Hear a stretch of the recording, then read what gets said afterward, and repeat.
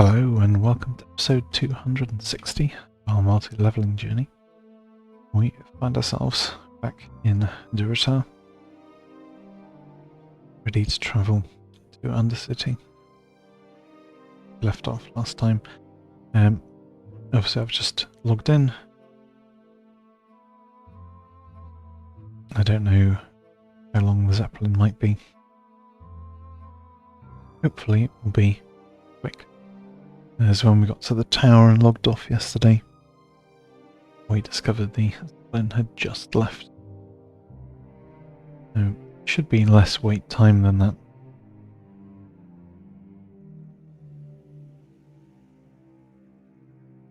So no way to know for sure.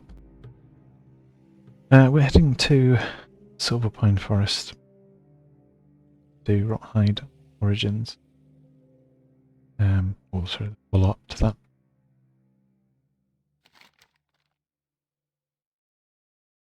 And in this 1.2.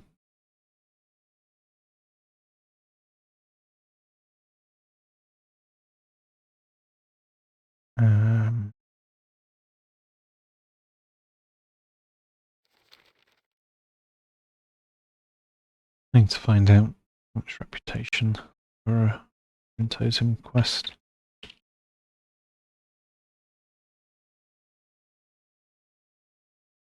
It's worth see. 100 off per episode. Yeah.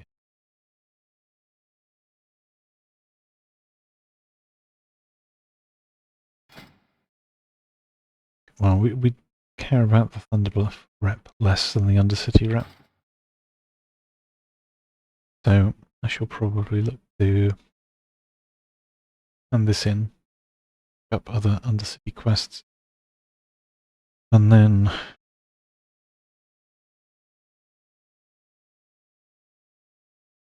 then we'll go to Silverpine, try and get the talking head done.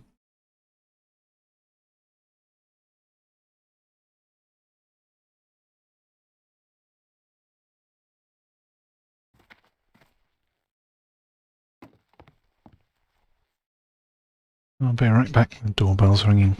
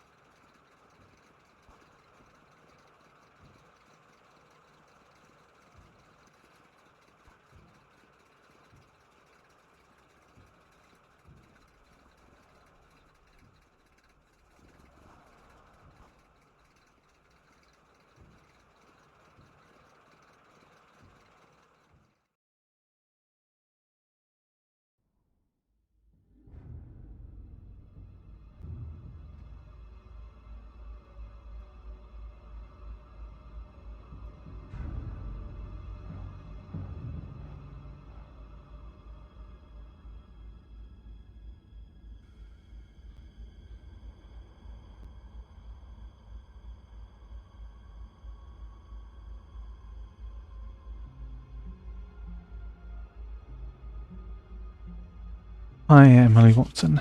I am okay, thank you. I just sat back down again.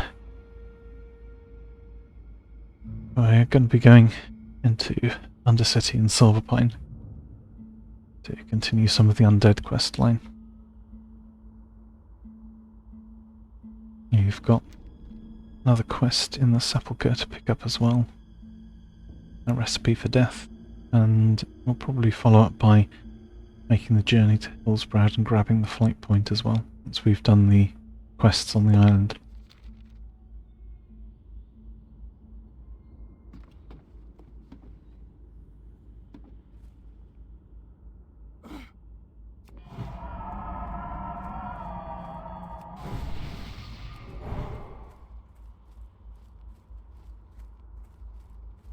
Yeah, we'll head into Undercity. Do the quest hand-in for Rothide Origins.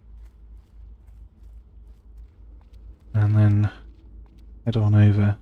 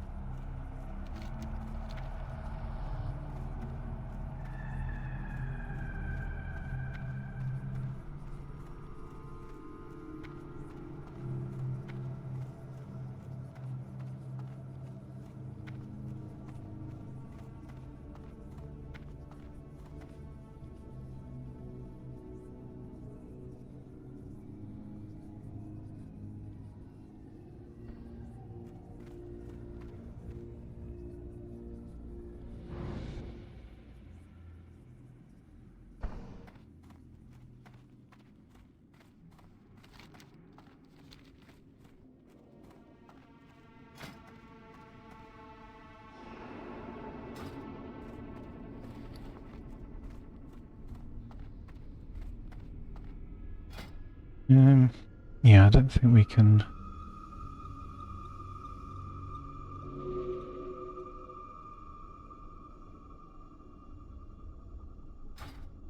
Maybe push 5 skill. I have exactly what you need.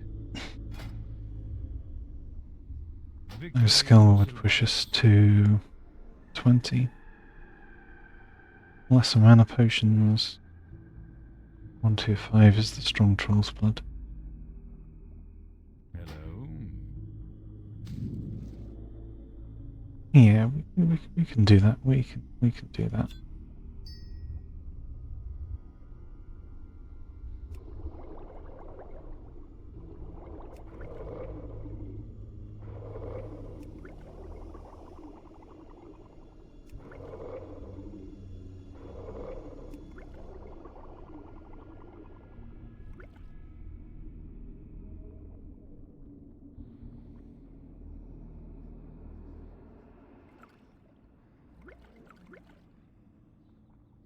Watch your back.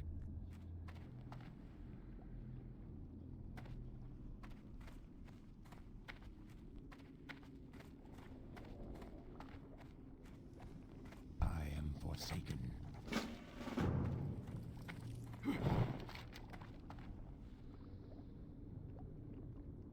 Yeah, I don't need the Book of the just yet.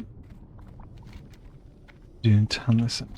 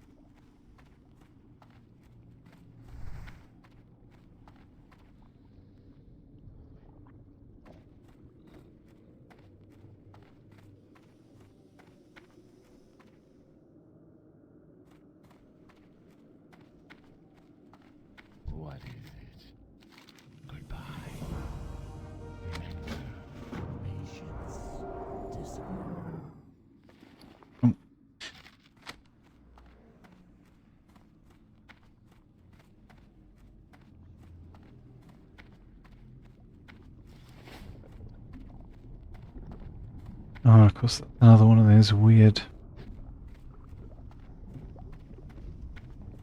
quests where the follow-up is lower level than the quest was to begin with.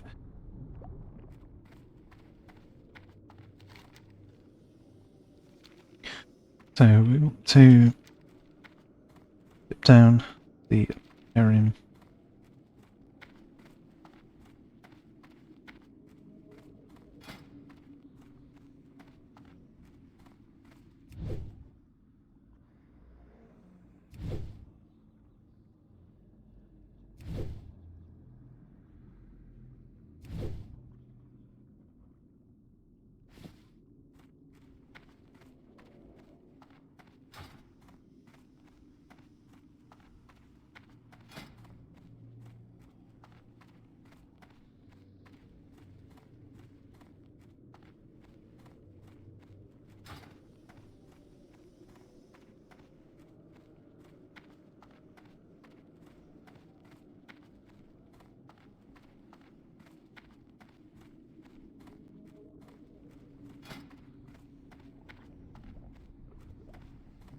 Yeah, we'll be able to train whatever's at 120.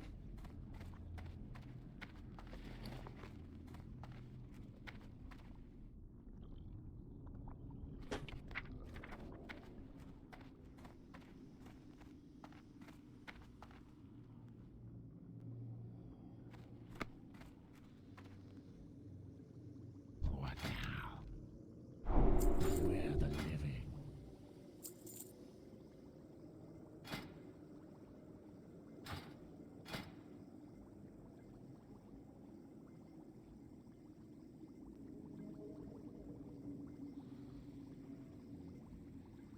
It's Mage Royal Strangle Cult.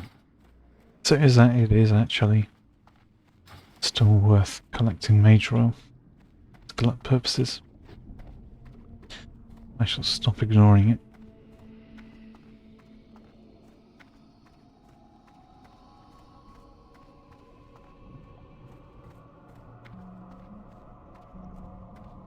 And got so much space in our quest log.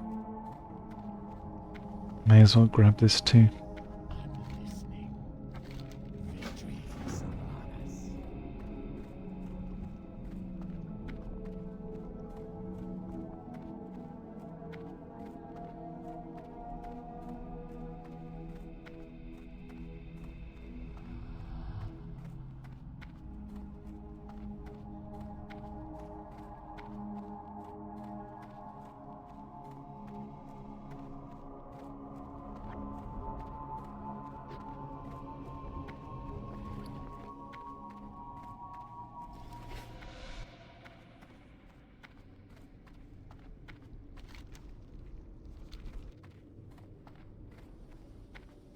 What now? So let's fly Beware. Sepulchre.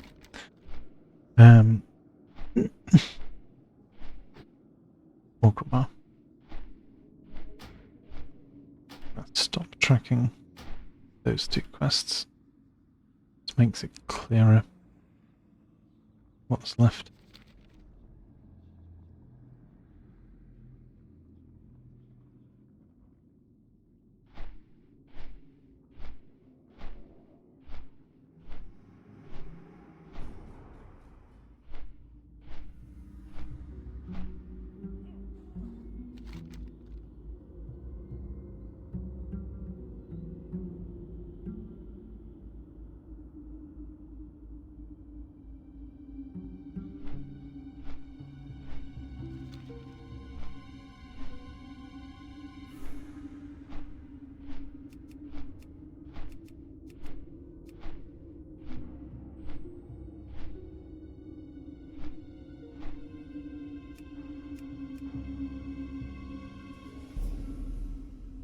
Yeah. Hunting Thor Ravenclaw.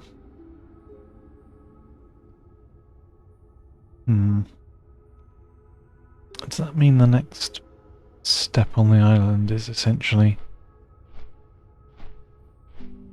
farm the talking head?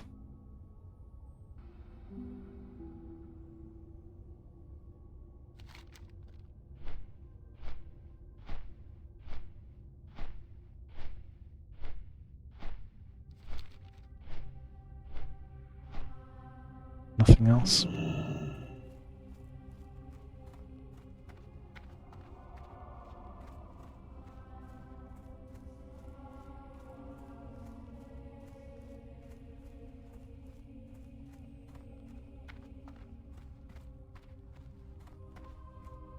Oh yeah, yep. Forsaken. Our time will come. Dark Lady, watch over you. Recipe for death. Slow. Journey to Hillsbrad.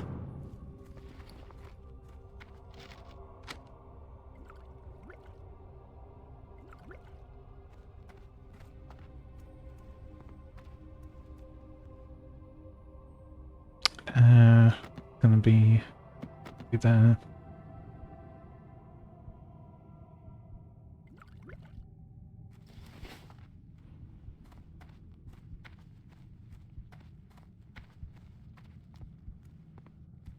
This had better be good.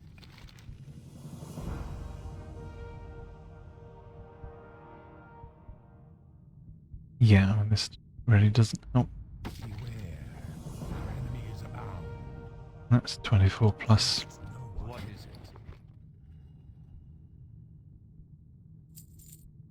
And I guess we kind of want to keep Farewell. the armor kit. Probably for something like the dungarees from Noma again.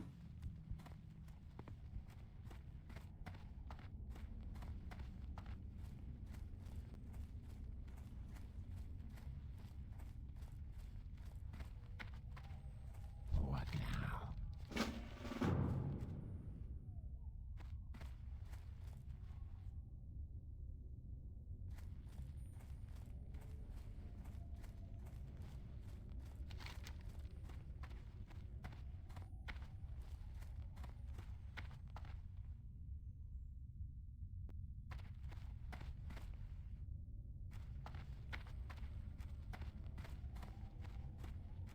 Not pick up Deathstalkers in Shadowfang.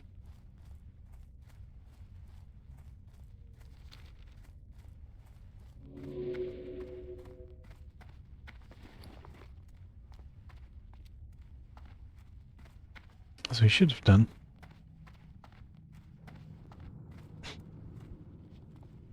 What is it? Farewell. Okay. Want to forget that when we finally do SFK.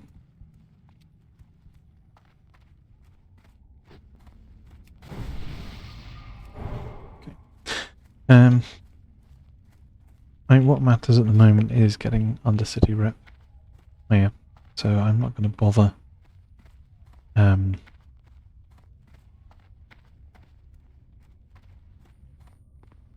with this so much.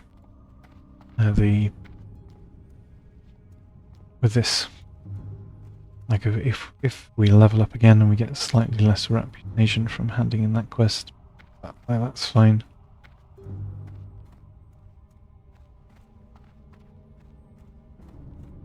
Is acceptable. It's the Undercity reputation that we don't want to lose.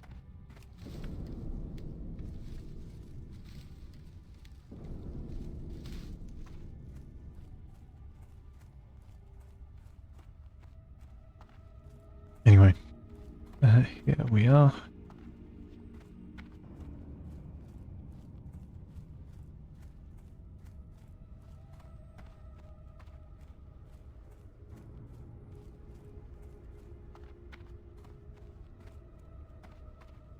Head down towards the water.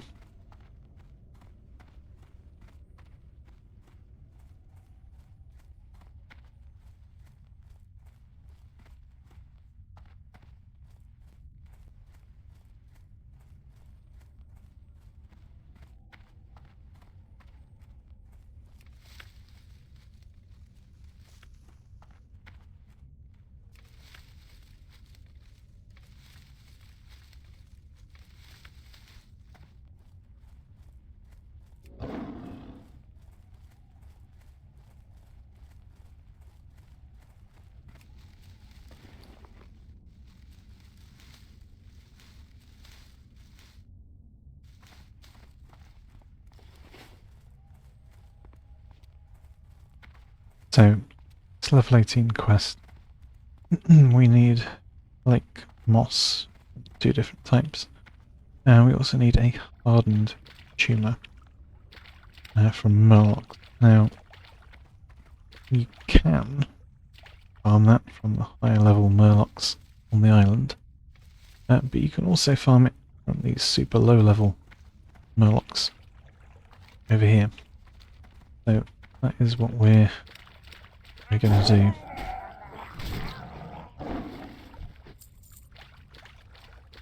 It'll be a whole bunch easier.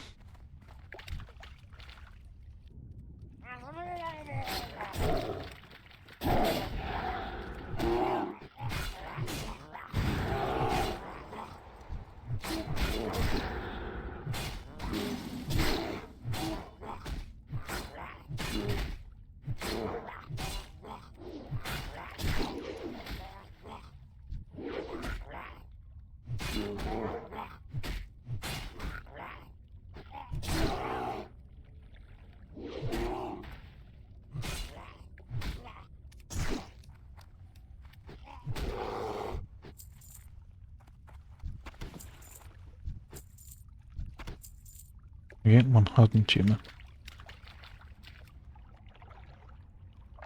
Doesn't always drop that quickly. It's great when it does.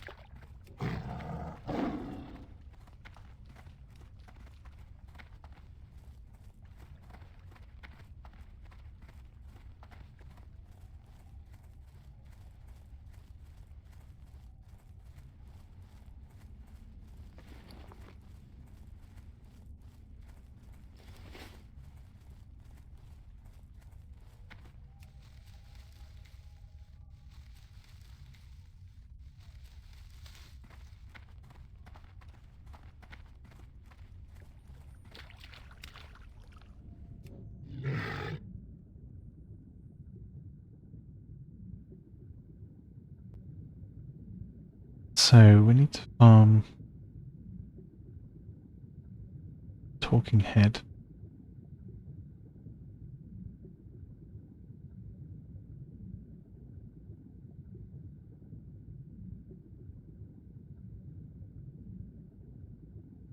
And it's probably better to farm first. Perhaps.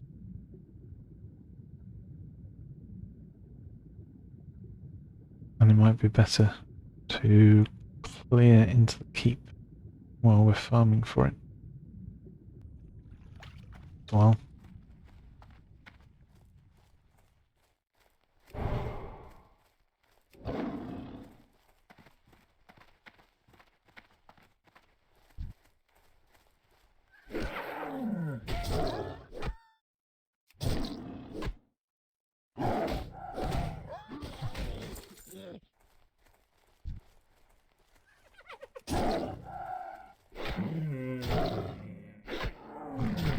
Which XP are these worth at 7?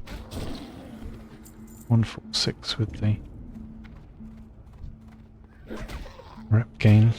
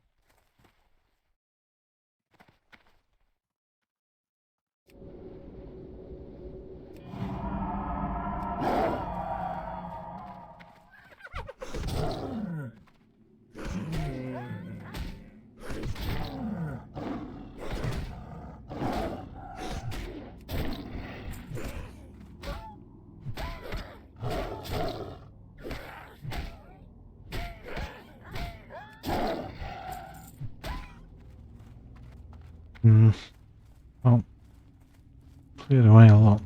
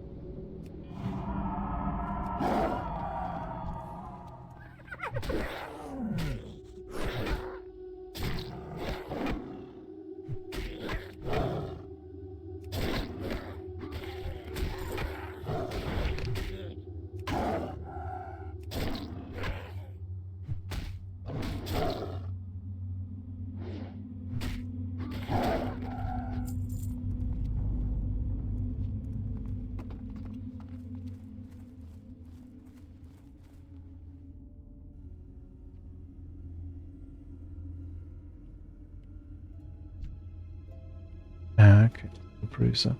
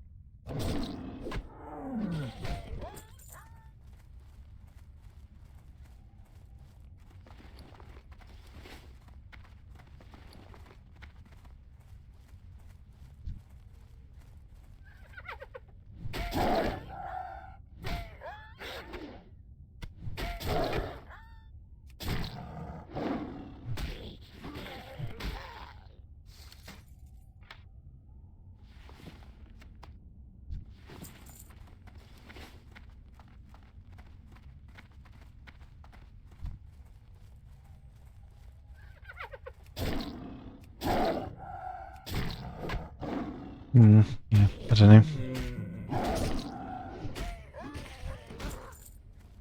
It just needs to drop. Usually it doesn't take this much farming. Generally get it within mobs that you require for the rot Heidecker.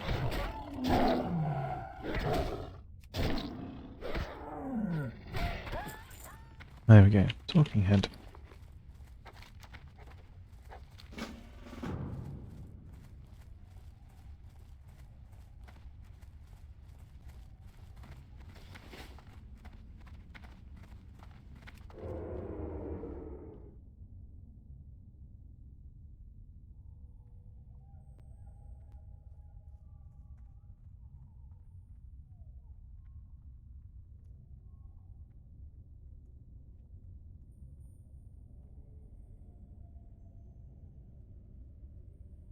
And I think we're inevitably going to level up before we've gathered all of what needs to be handed in for a recipe for death.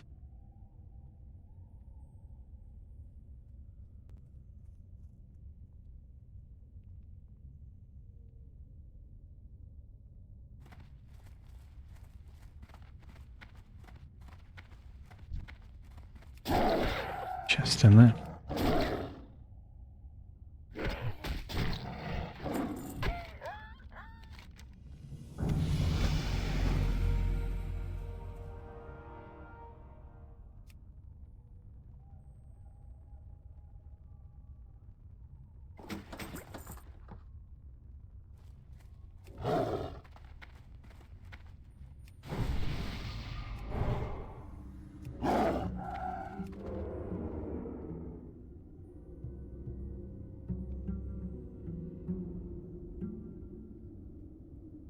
So,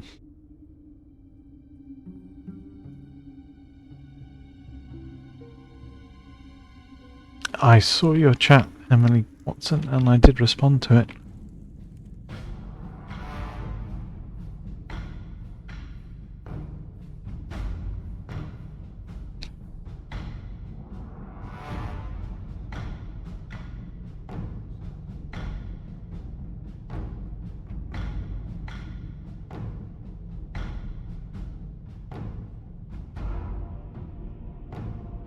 We're going to now hopefully stealth all of this.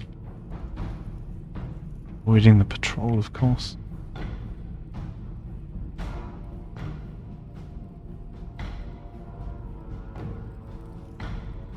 Stealth through these. Up the stairs.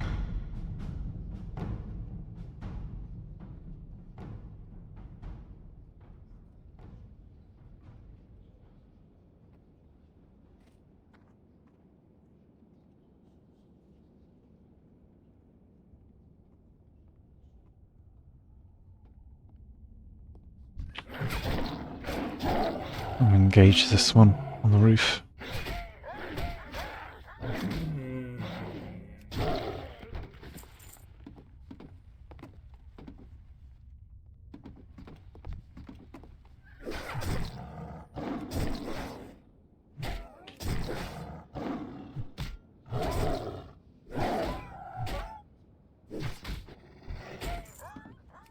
And then we've got the niche just here.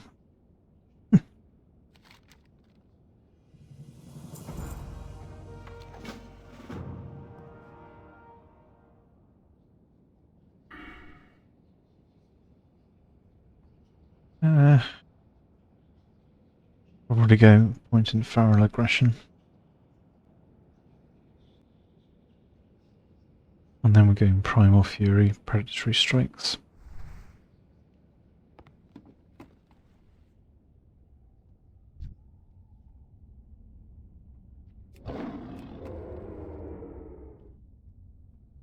Snarlmane.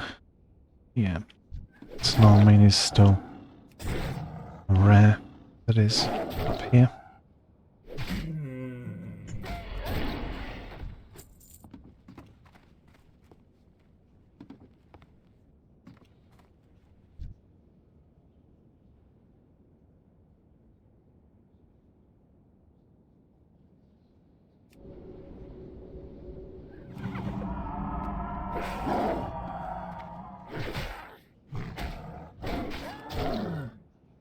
Yeah, Druid as well.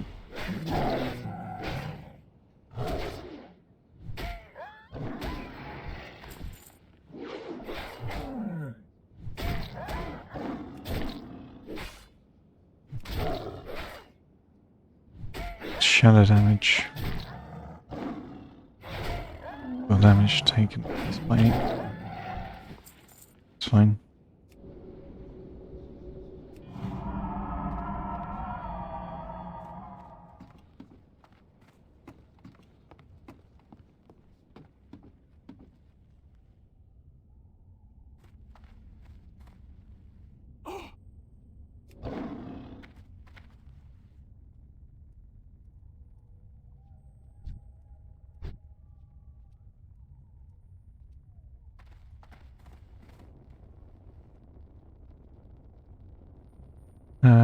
Like skulkers and creepers next.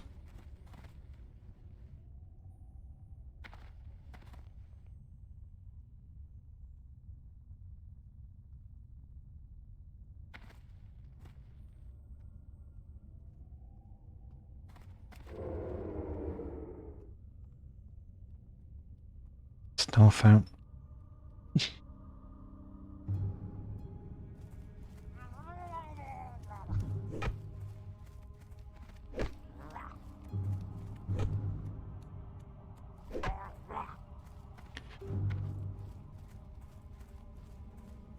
That's not bad mage gear, but I just vendor it.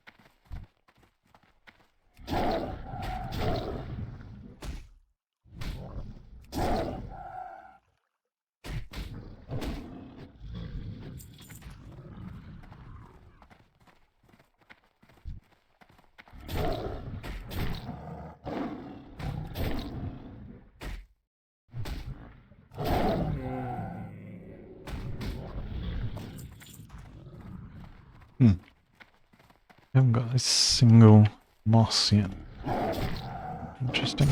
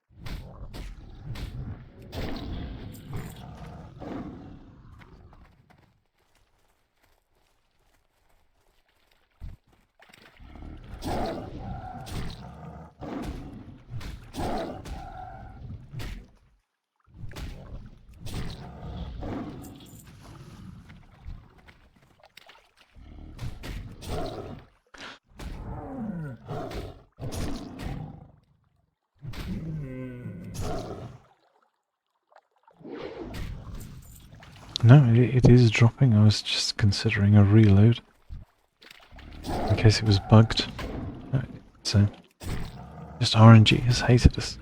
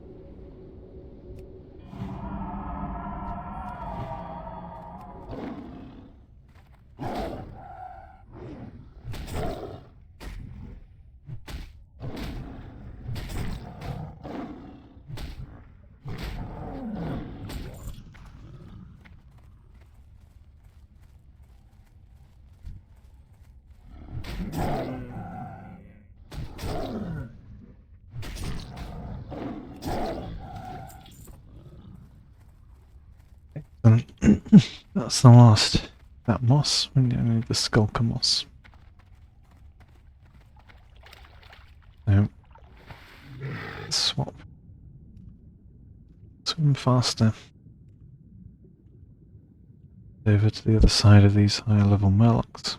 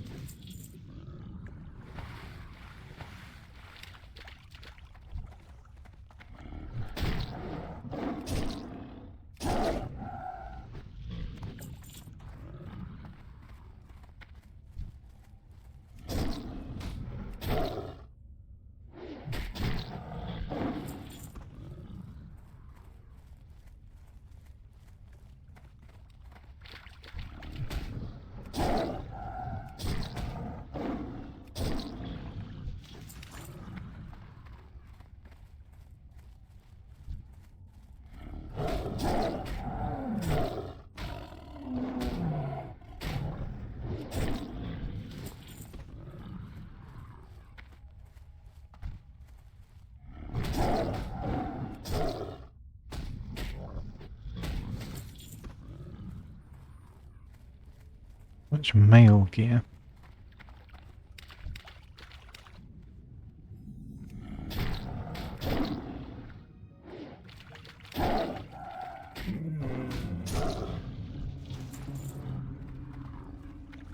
Right.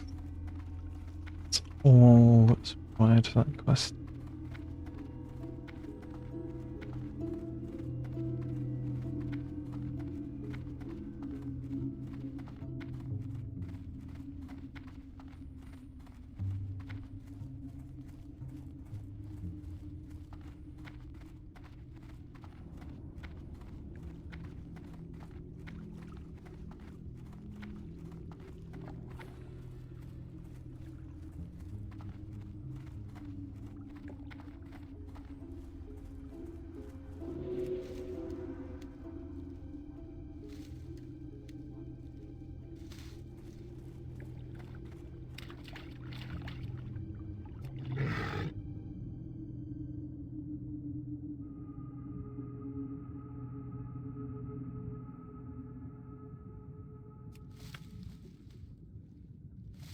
And strength cup. And onwards.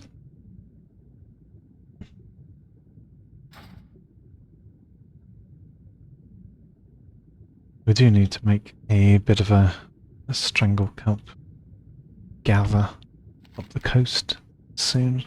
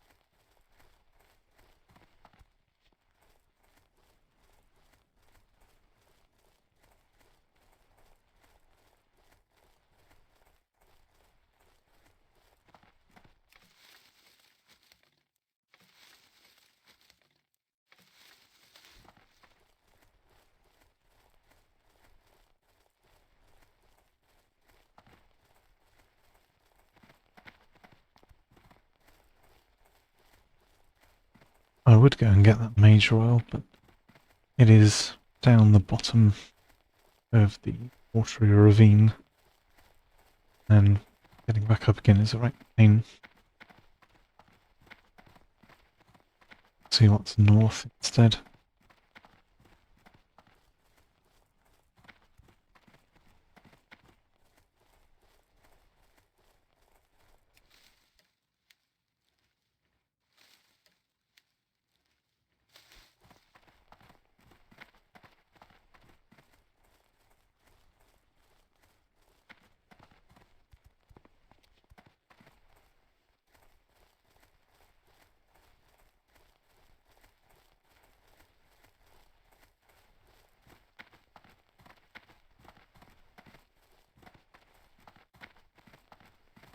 So we can hand in Recipe for Death. We can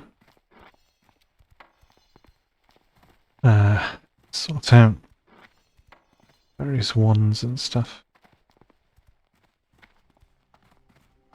And we can sell the rest of this.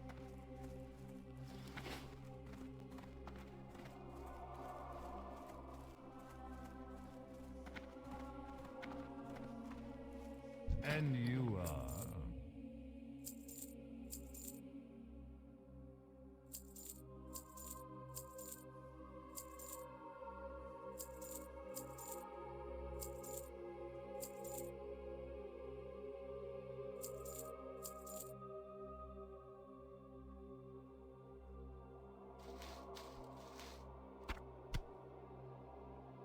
Yep. And we'll craft bandages.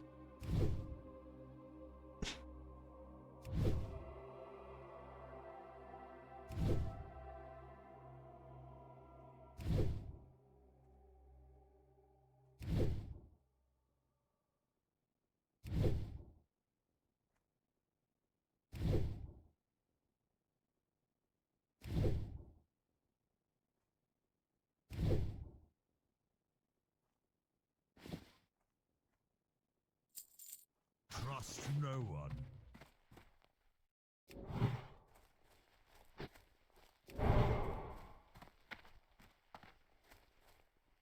Speak quickly. That's in, handed in the Undercity.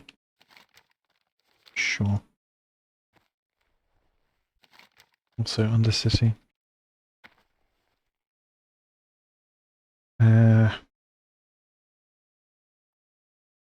Sure.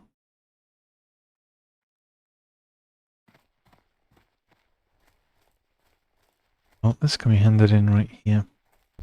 Be done with. Walk with the earth. What now? That's fine. And then we've got Baron's Peril and the Weaver. What would you ask of death? We may as well grab both of those. Honestly.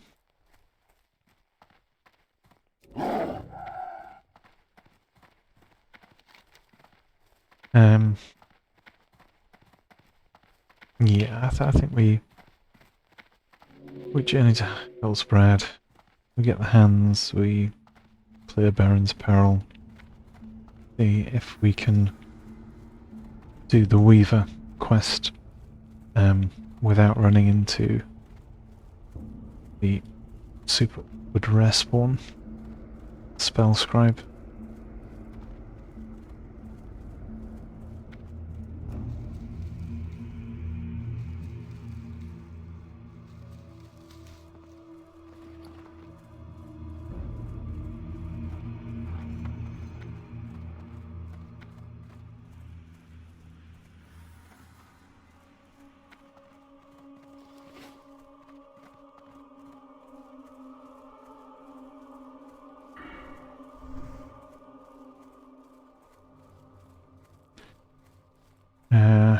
Of course.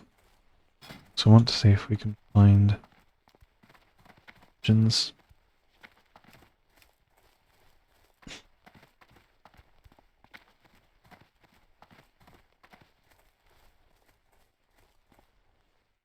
I'm Sure.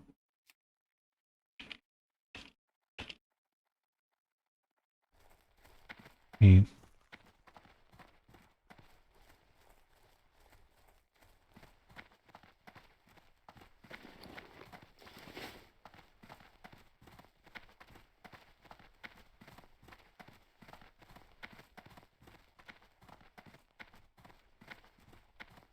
heading into a non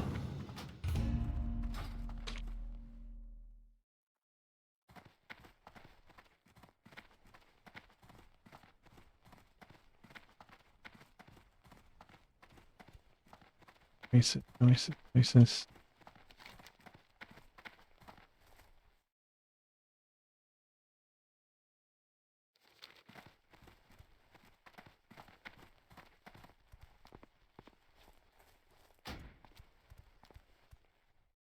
Oh, cool. Yeah, we'll just get some of them.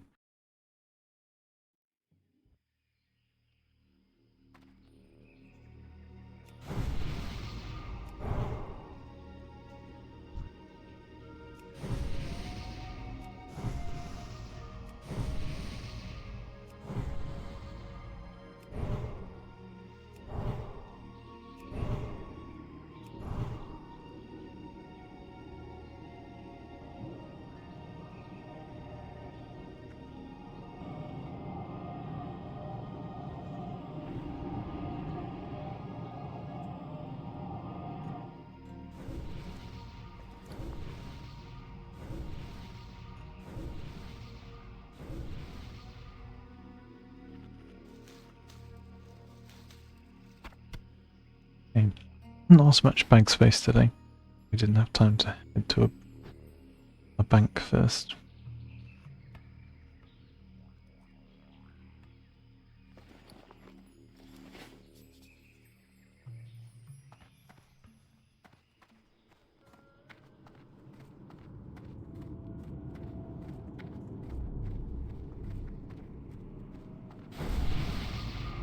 Bruiseweed.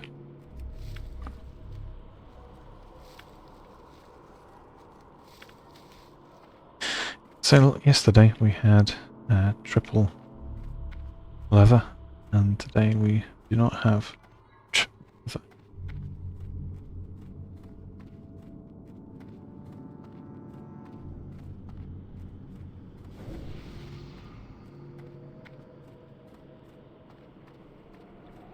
Well, I mean well,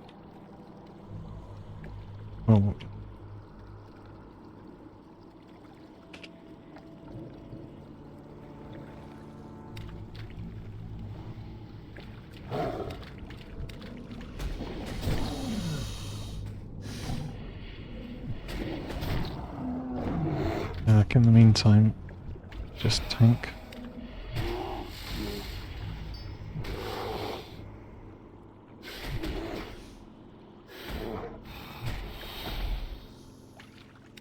Um,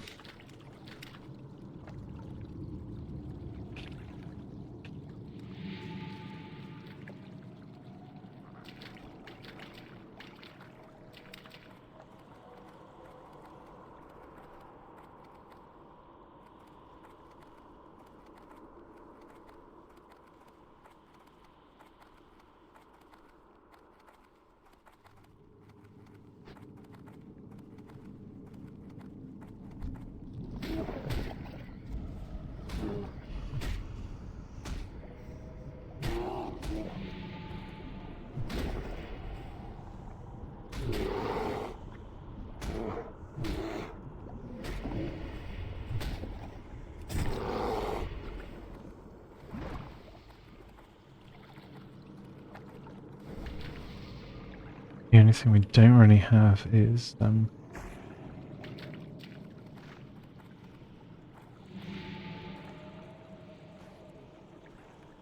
here.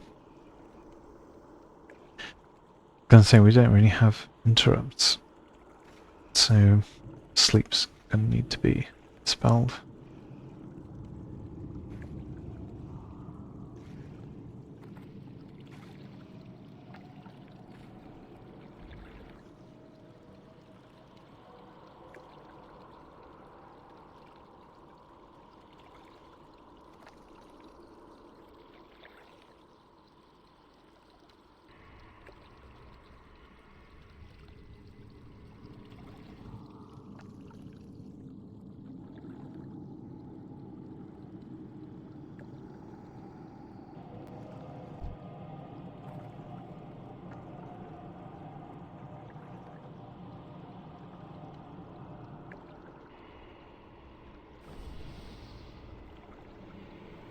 Yeah. So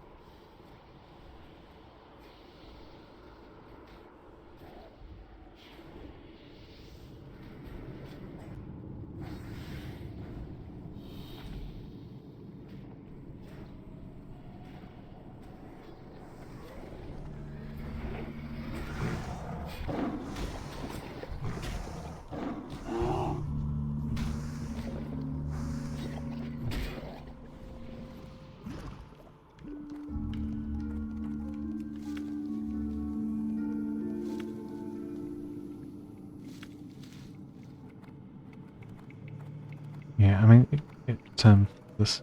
Good morning, almost pirate. Yeah, we're just starting off the Wailing Caverns, about to enter now. I mean,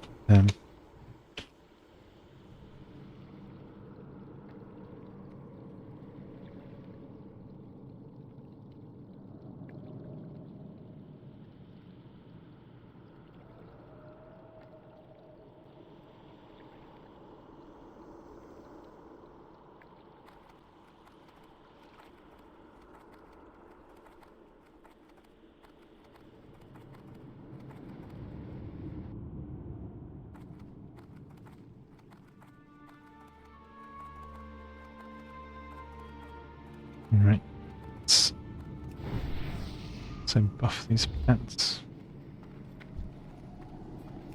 Guess. Yeah. Another.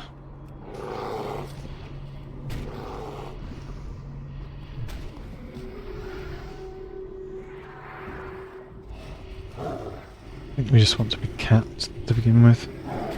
Yeah, yesterday I did a Wailing Caverns run, tanking it, and we had 2 other leather wearers there, and bizarrely today we've got into a Wailing Caverns run where we're the only leather user.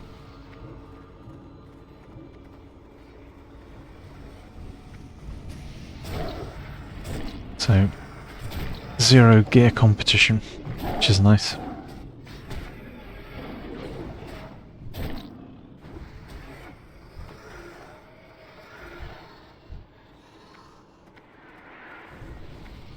And it's unlikely for that to happen in a Wailing Caverns, that's for sure.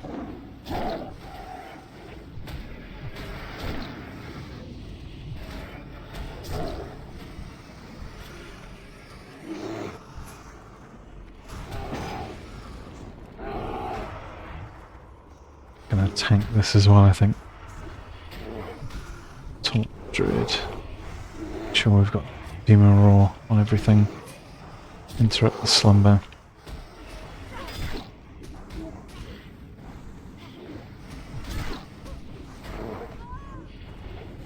Okay.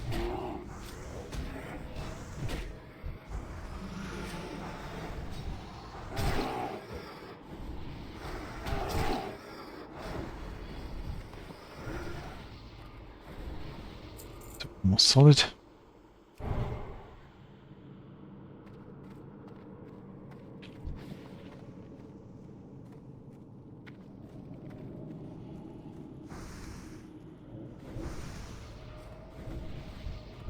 You an impossible no leather drops run. Yeah. All too easy. It will just give the worst of everything.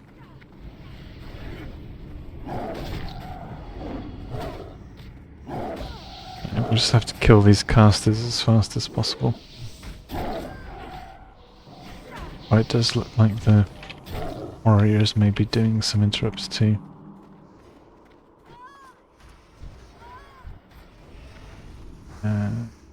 Troll priest.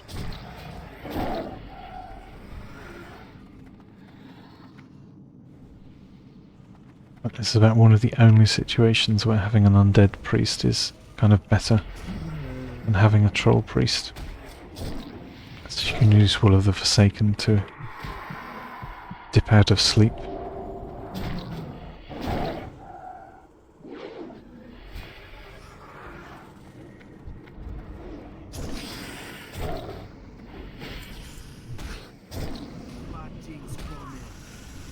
Normally you would see lots of rogues in here, or Shaman, and then you have tons of interrupt. But yeah, two warlocks, warrior, me with a 1 minute cooldown interrupt. Not so hot.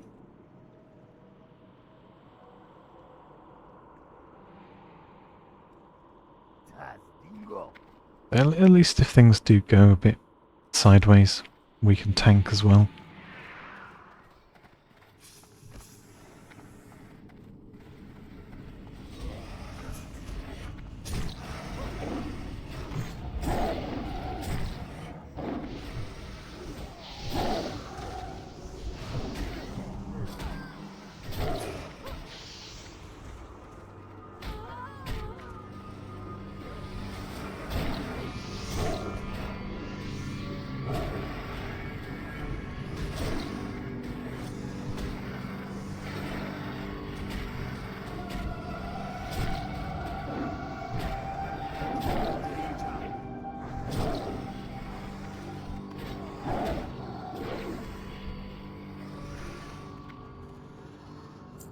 Equally, we can do some off-healing, off-tanking, you know. It's not the end of the world. Nice flexible druid, especially at lower levels.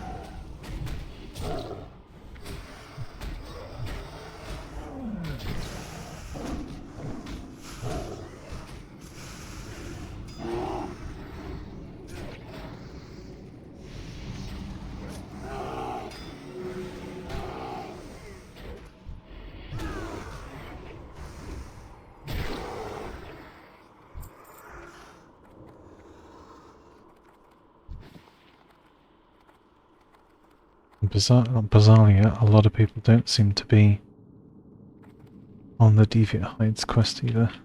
Two of them maybe not.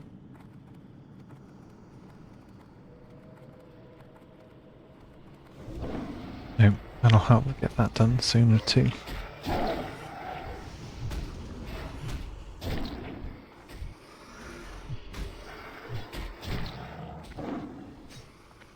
There's one trolling mob. Just want to pick up.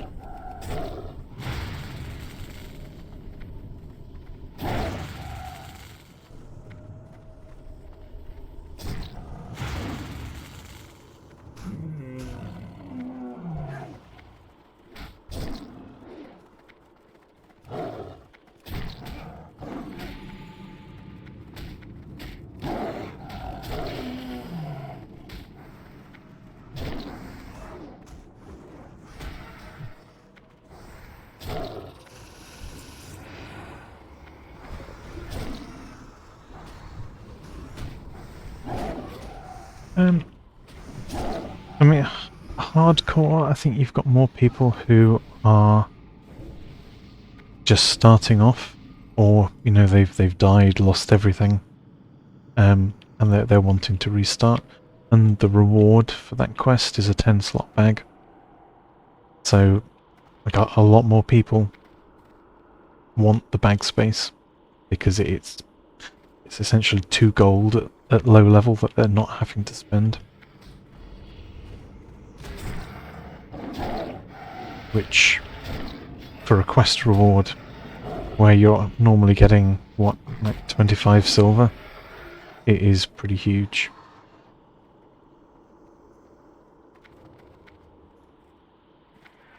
None can stand against the Serpent Lords. Let's pump out the energy, and then we'll go Bear for interrupt, because she's bound to heal at some point.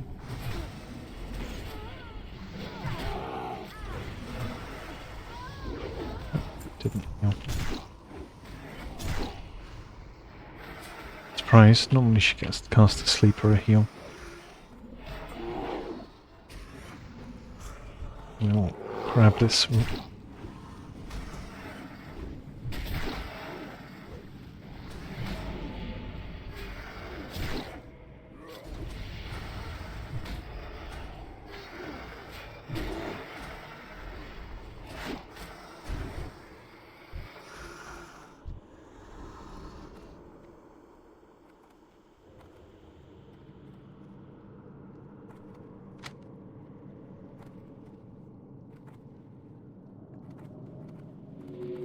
No, I was expecting someone to check at least one hide. We only need 3 more anyway. I think usually, even with quite a lot of people on the quest, you usually get it done within 2 dungeon runs. So it's not even that hard, really. So, weirdly, some people just, like, they don't even bother to loot, which is odd.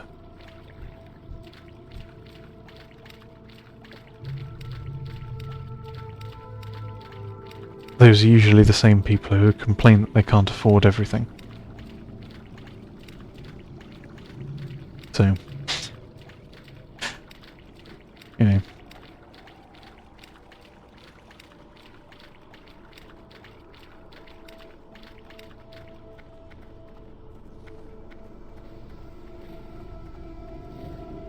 I always loot and sell absolutely everything that's possible.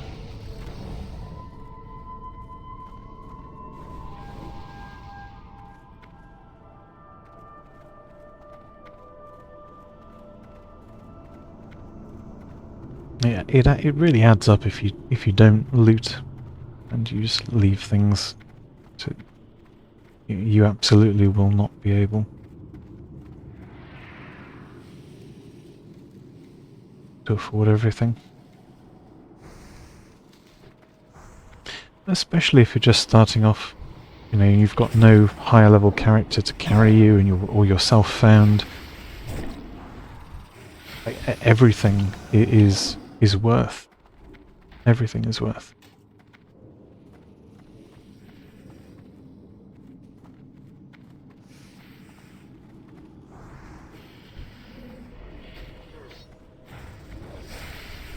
I would love to know how much you know, sellable stuff people just abandon, either because they can't be bothered to loot or because they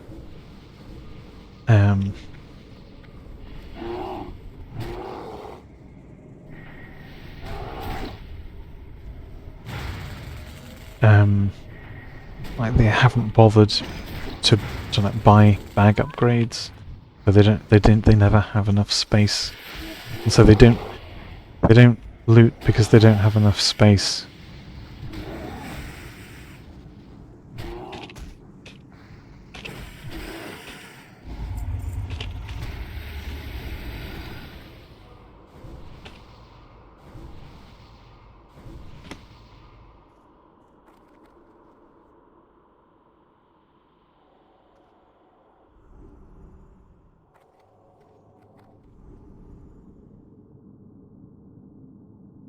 Warrior's now complaining that I tanked the mob that he pulled while AFK.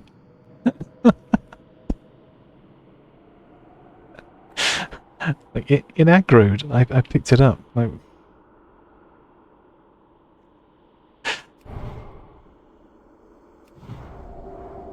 well, yeah, I know. It's it's like obviously we don't want to pull, but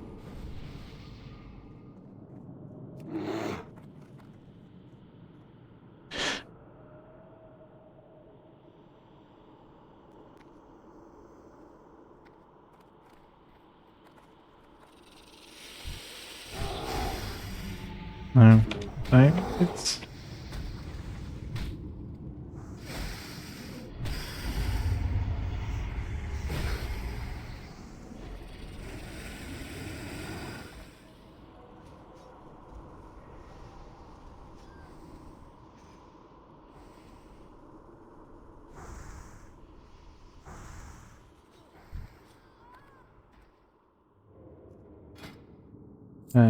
One.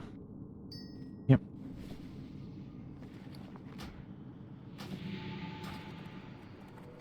It's 81 armor drop.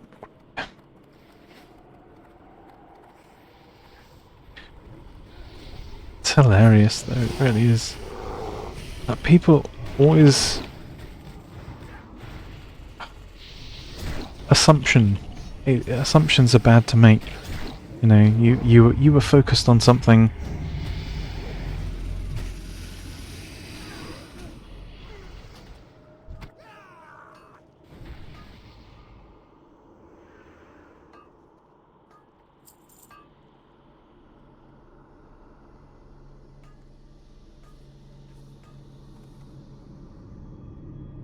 So who's rolled? One passed.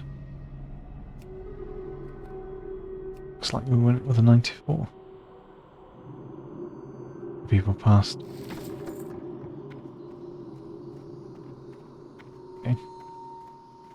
Yeah, so many issues in games and not in games like occur from people making some kind of random assumption that's incorrect and then sticking to that assumption.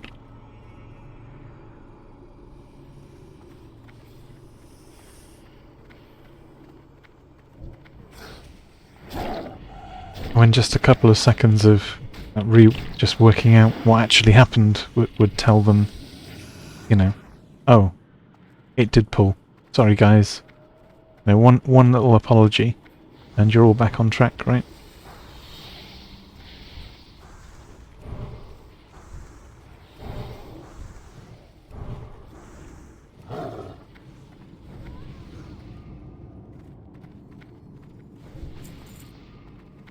But sadly, a lot of people just go with their first assumption and stick with it.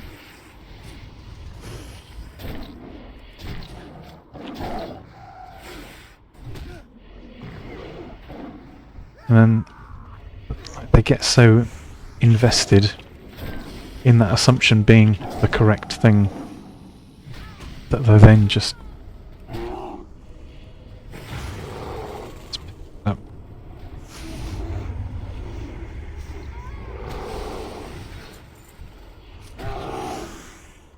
Go on the caster, talk the caster.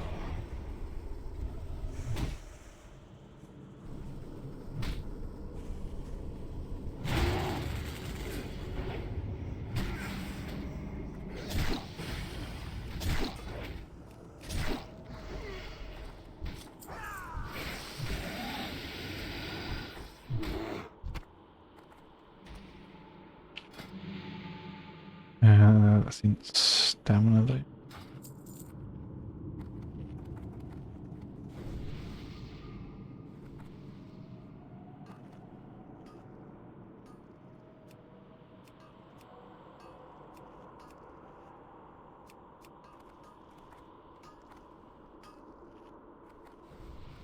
Okay. Okay.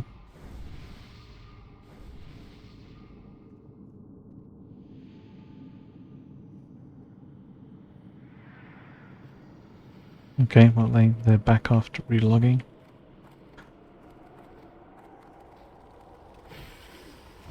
Hopefully we can just go back to Cat now.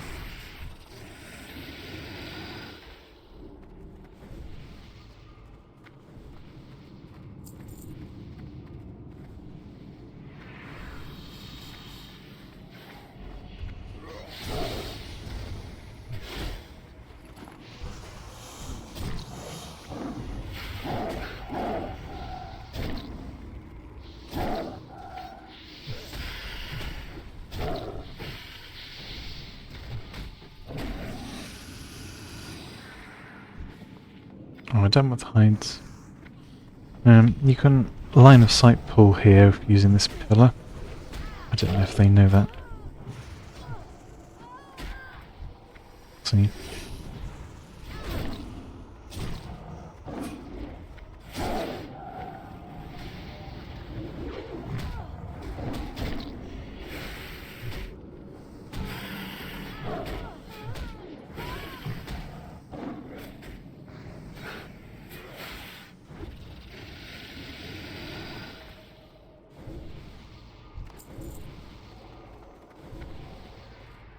Or you can just charge into everything.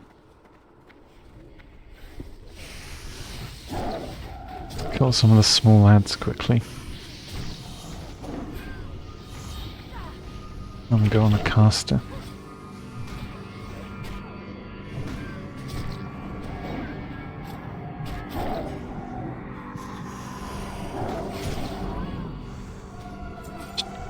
Keep making sure that the healer didn't get slapped. They are now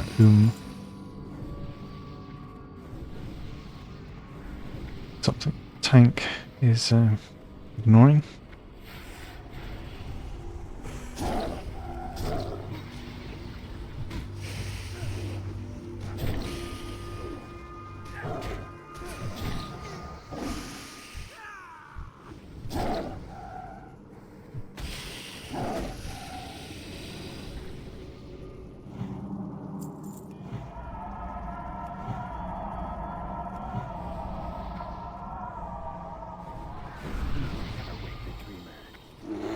I was waiting for it. Yep, there we go.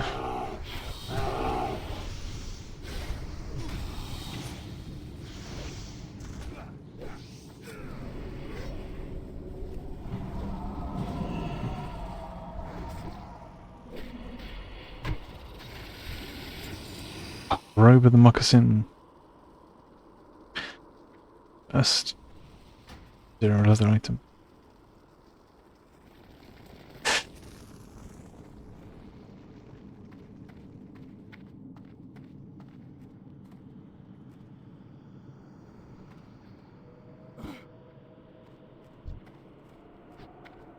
I mean, like obviously I've been, well, I say obvious. It's not obvious. I've tanked in WoW for years and years. Kind of since what?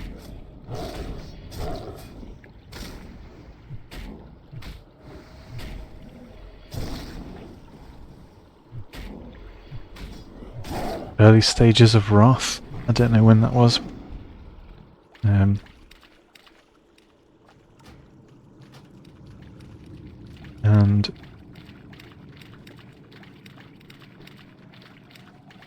I've got a good sense for tanking and a good sense for healing, and it's abundantly clear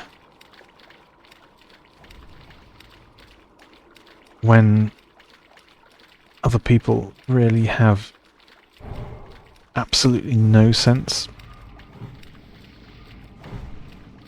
for tanking or pulling, and it just kind of makes you die inside a little bit every time they make that horrendous pull choice.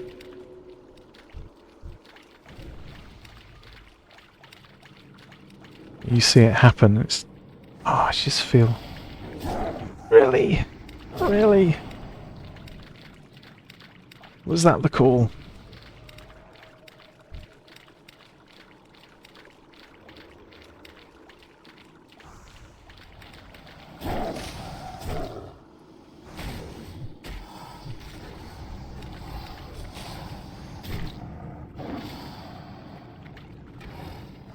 But I mean, at least we're here to off tank or off heal. He falls like a madman.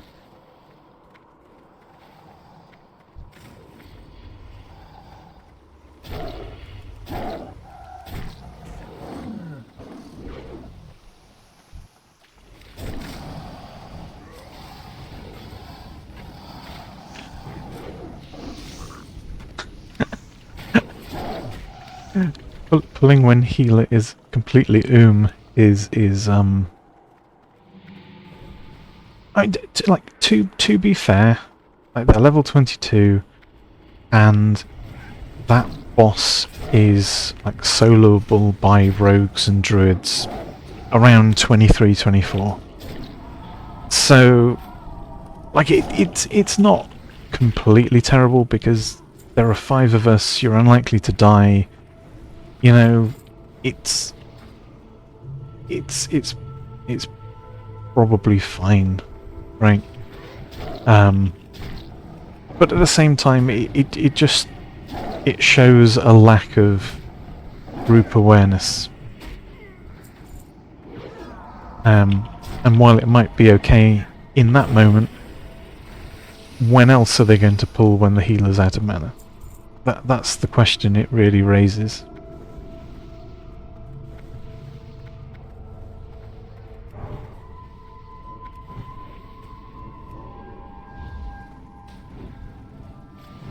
Rebuffing.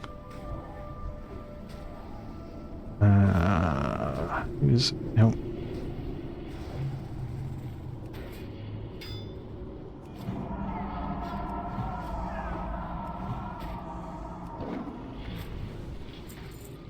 Might as well just stick some pots on the warlocks while I'm out of form.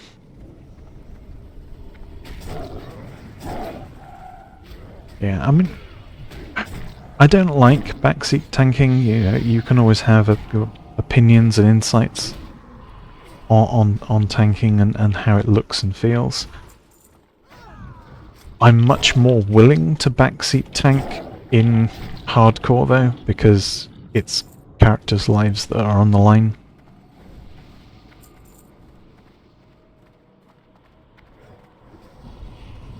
You know, it's not just, oh, things could go a bit wrong and we could wipe and have to res. It's a total progress reset.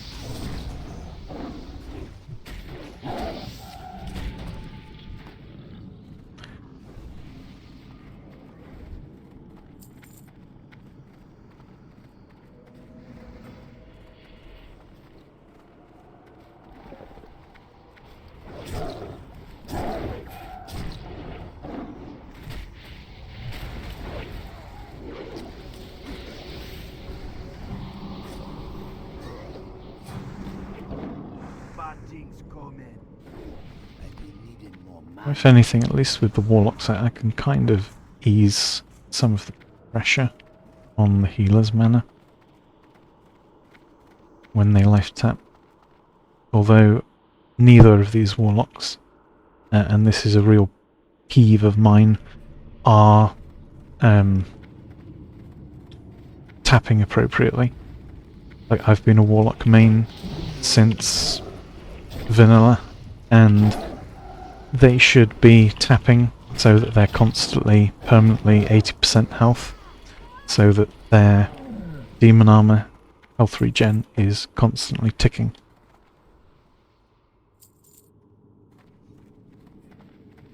And that way you make the most out of all of your resources. But they're waiting until they're essentially completely and then mass tapping for life back, which is essentially only a benefit for them and a detriment to the healer's mana pool.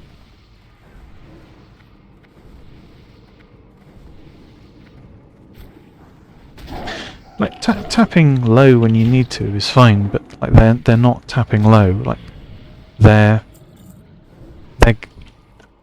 you should be on 80% life when your mana is not full. Basically.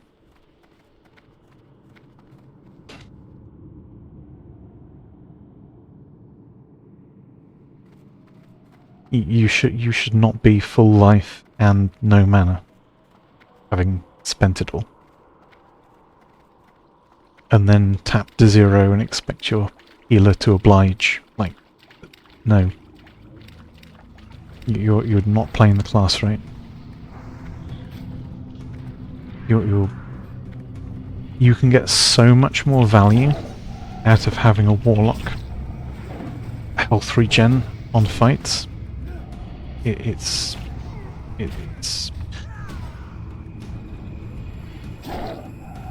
huge. Like more so than any other class because you turn your health into mana.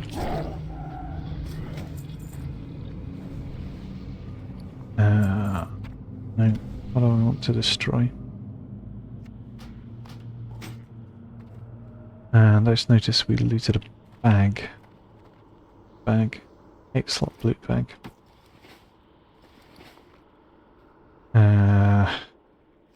Destroy some of this food.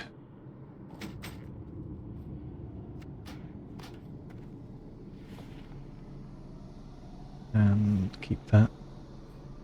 And keep that.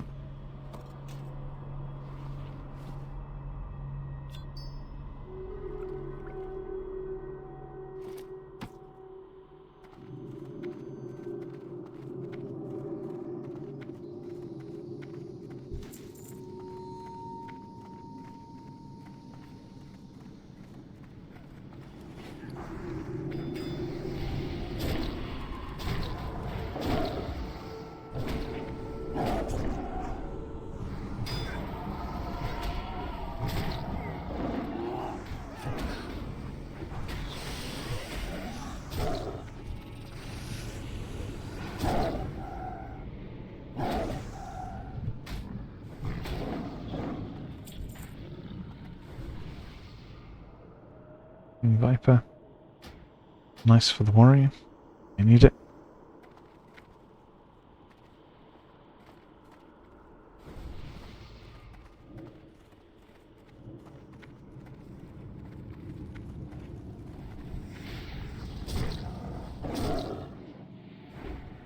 Warrior not need. What have they got then? They're not needing it. They should absolutely be needing Stinging Viper for their offhand there. I know it's a slow weapon, but that is so much more damage, which means it's so much more rage.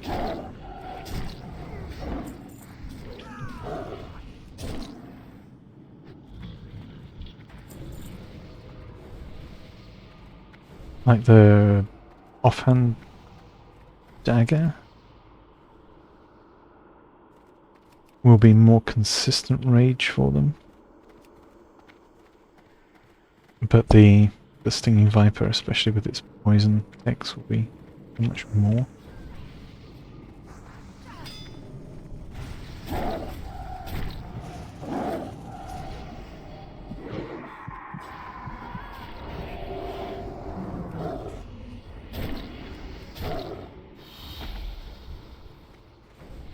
So if you're Fury tanking, fast weapons can be very nice. Because it provides, as long as the DPS is the same, it provides like consistent threat.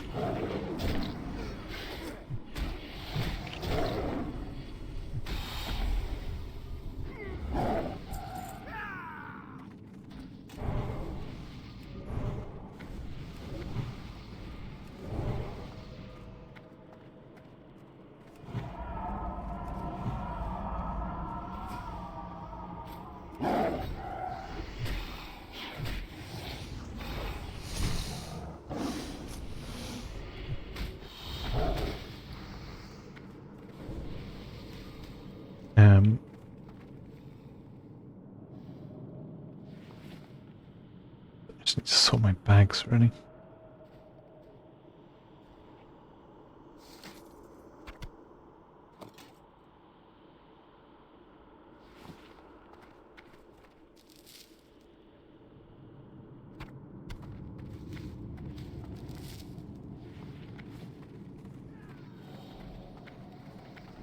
But, I mean, the damage on his fast offhand, while it will obviously hit faster and give him more rage to work with earlier in combat,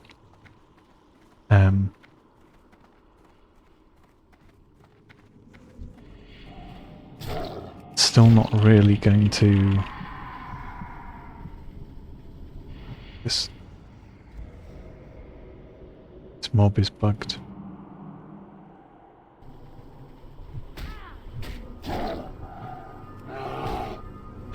It's going to evade if I don't taunt it. Stand on top of it. Okay.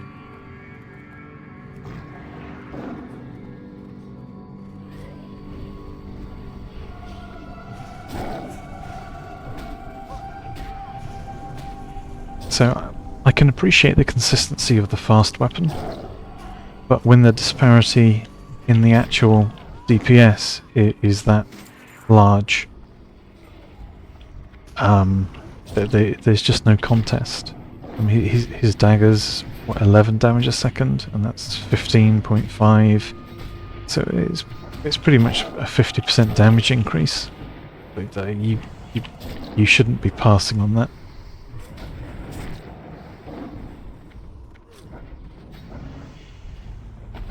Nice, the cloak dropped.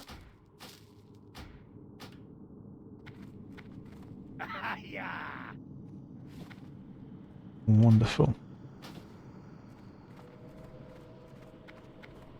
Nice.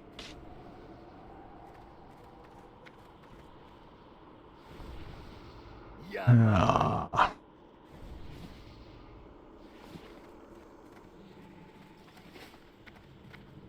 Let's give these blocks.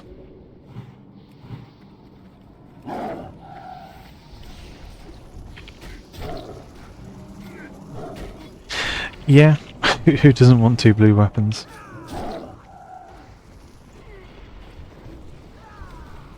I don't get it. It's bizarre.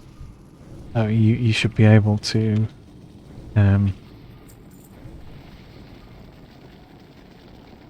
figure it out.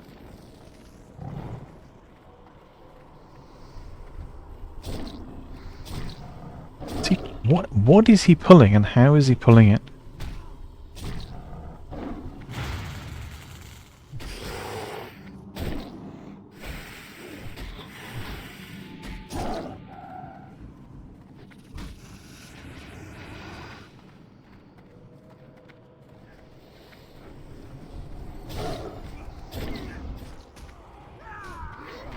Let's kill the caster first. What is that? What is that bowl?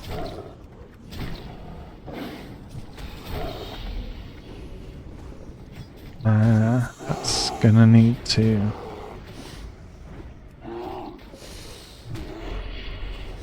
No fear.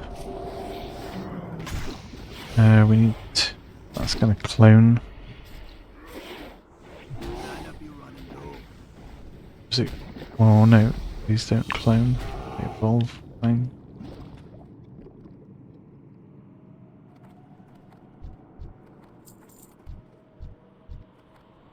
This warrior is just mad.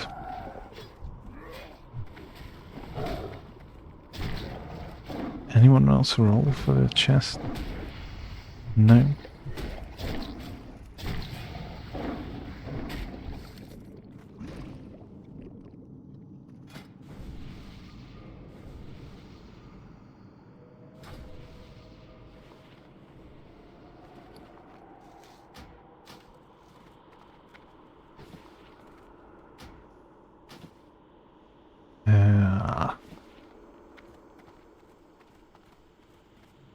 Well, no, nobody else is rolling on the chest, so let's see what we've got. Okay. Triple okay. Just swap that and swap that. And then most of that is gone.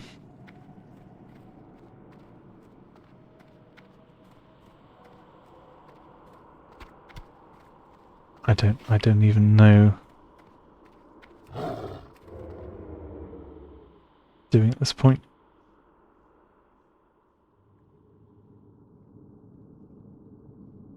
I'm gonna mark that patrol in case.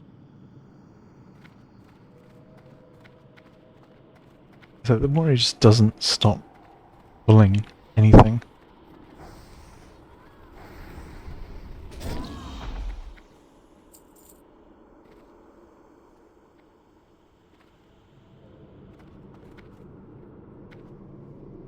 He's still complaining.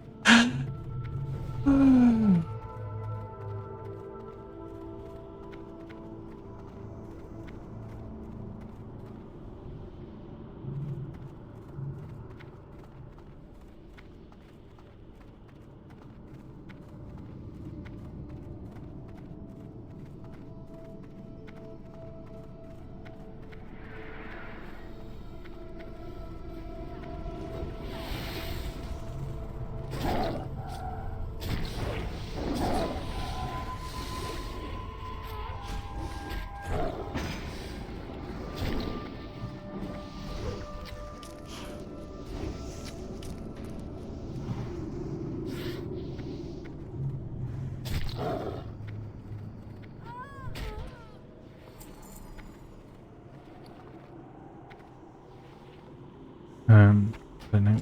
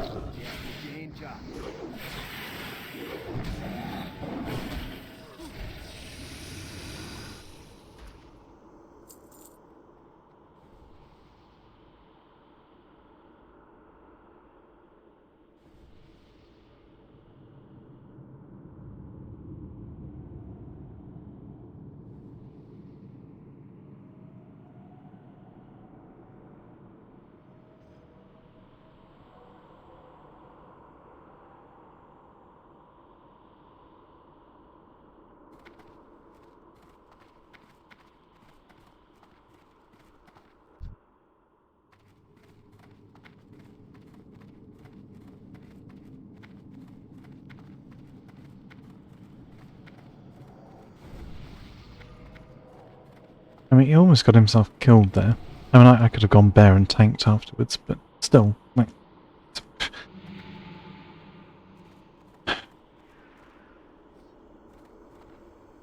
That's the mob you charge first?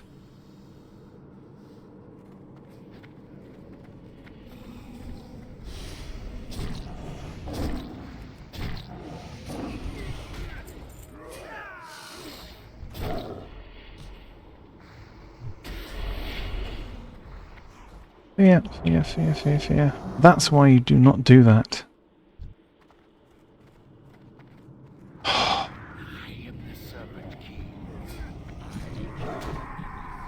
don't know.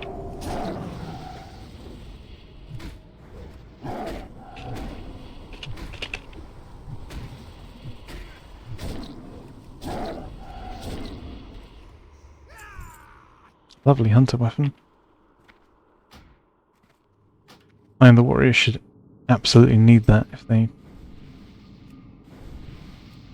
yeah. At least he's not completely brain dead then.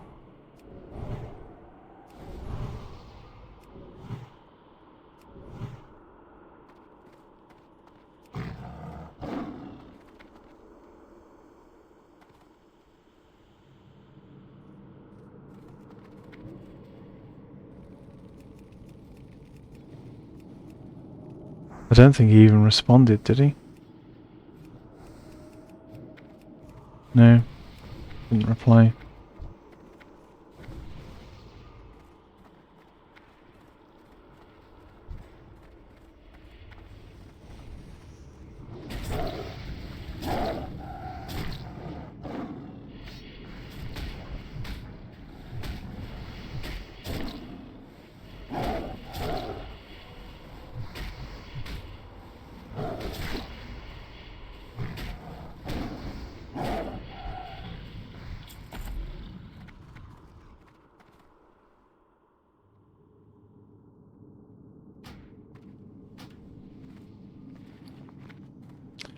Um,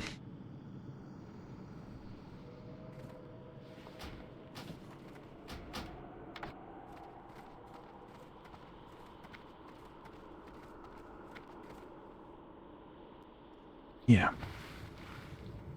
I just can't believe how utterly, utterly useless this warrior is. Like, if there's a bad way to pull a pack, he seems to pick the worst choice.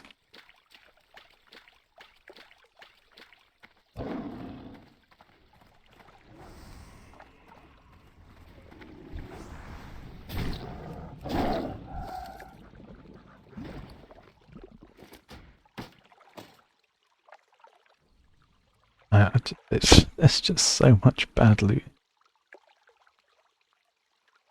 25, 90.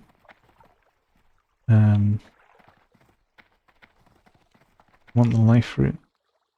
Actually, let's just do meat and go.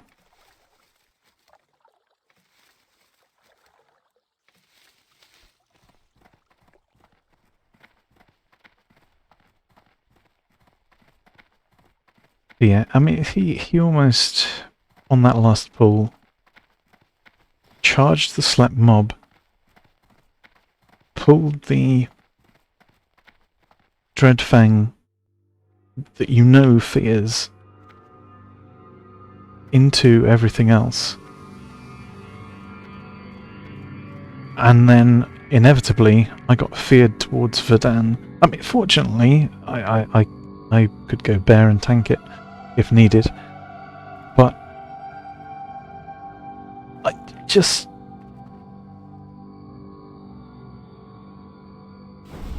the potential for causing player deaths with poor choices alone it does not make you feel safe to be here in any way at all.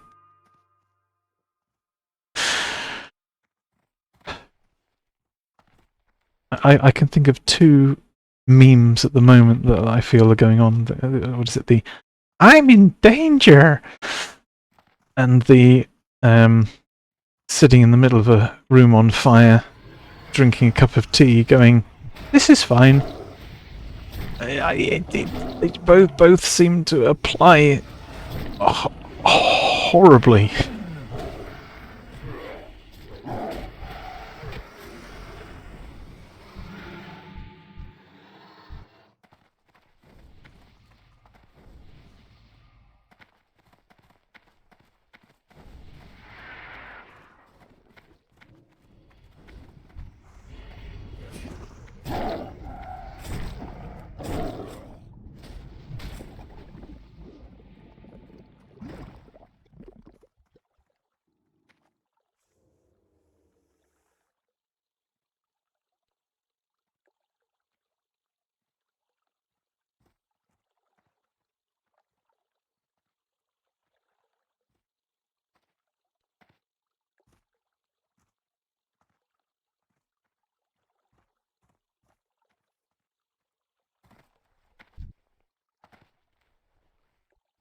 Won the thing as well.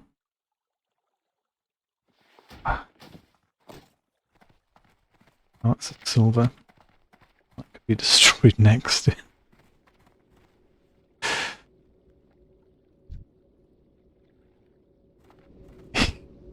He's got you worried he crosses the street with his eyes shut. I don't know. I just really...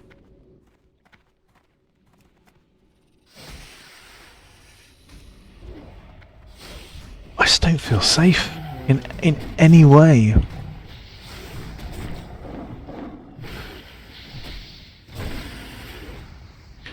It's like he doesn't care. He just charges in, and consequences be damned.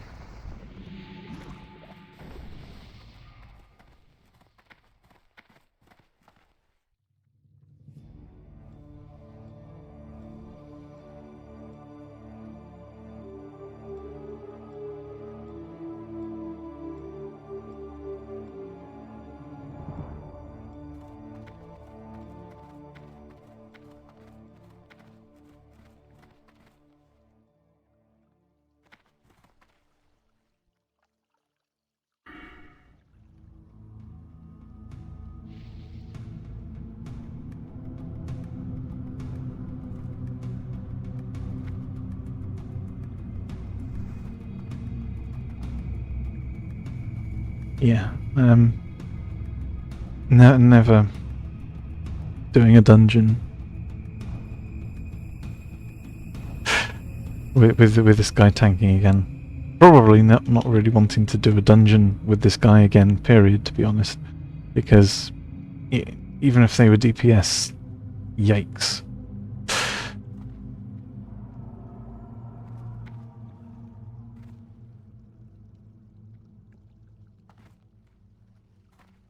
Yeah.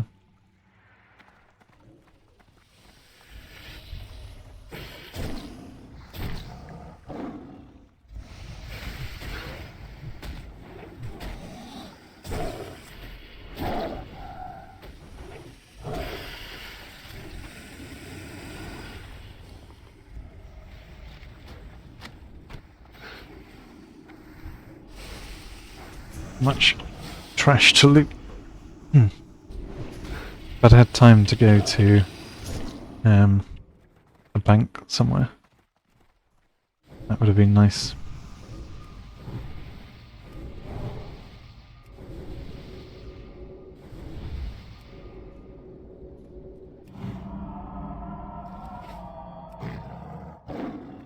I won't forget this.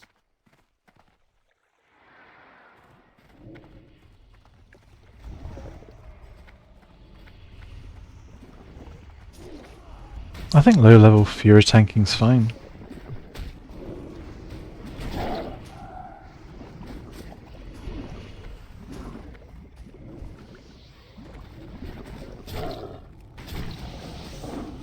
I mean, a lot of people arms tank at this level, and again, that's also fine.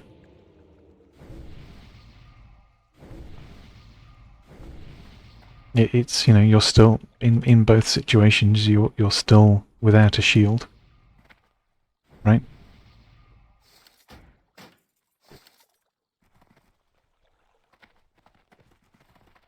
So you're taking the same damage. What really matters at that point, if you're taking the same damage, is have you got enough threat to tank?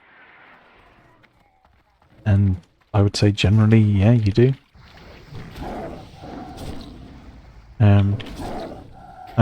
When I leveled my warrior, I did what most people at the time suggested and went arms.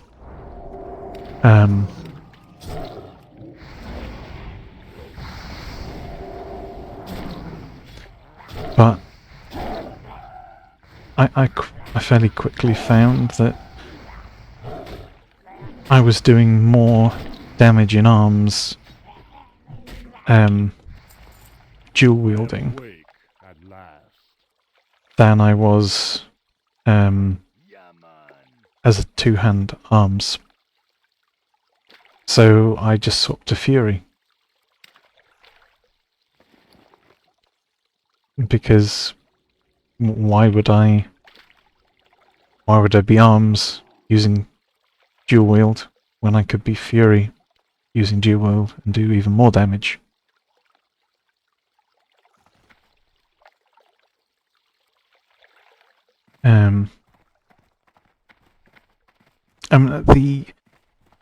The only thing I'll say with that is that the warrior was self-found, so I didn't have anyone help me do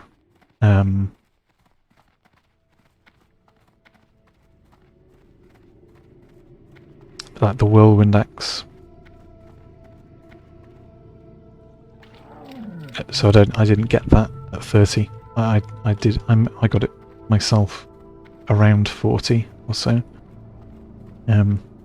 Just because some of the elementals to farm for the charms in Arathi are like level 38, and they hit hard to try and do solo. So to farm them for the charms was a bit of a pain.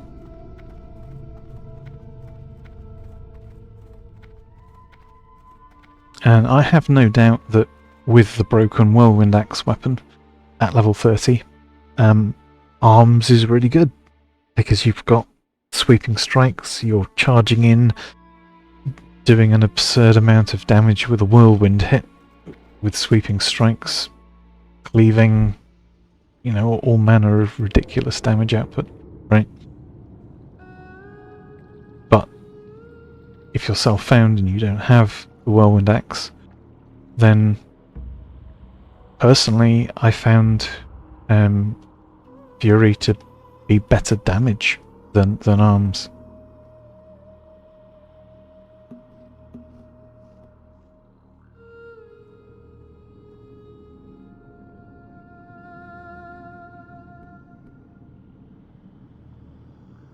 I mean, I only had, you know, dungeon drops to compare with, but what did I have?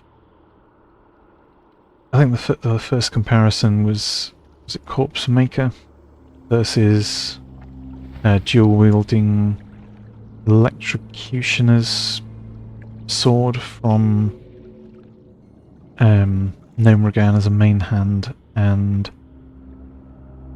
was it the axe from Razorfang Crawl? Is that the one? Yeah, I was using that as an offhand.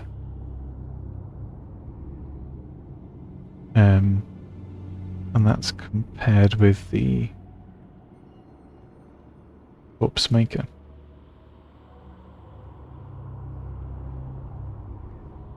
So like the Corpse Maker's not bad, but the other two weapons are really good. The Electrocutioners from Gnomeregan, while it's not good for rogues particularly, because it what am I looking up?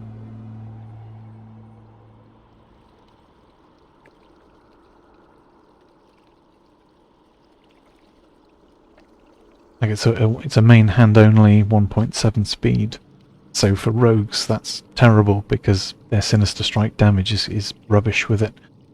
But as a warrior, its nature damage on hit is really frequent. It procs a lot, and I think I was still using it close to level 50. And it was still performing better than some other weapons just because of its proc damage.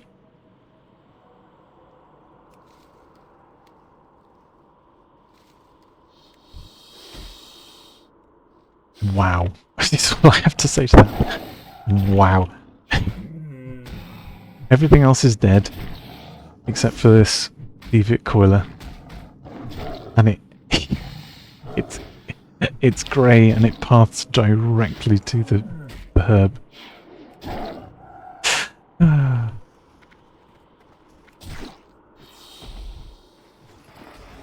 cool. Right. But yeah, those warrior weapons performed way better than Corpse Maker did. And yeah, you can't charge in and do as much with cleave or sweeping strikes, or a combination of the two. But I didn't really feel like I missed out that much. I had to stick more to single target pulls. But I don't think my tanking suffered as a result.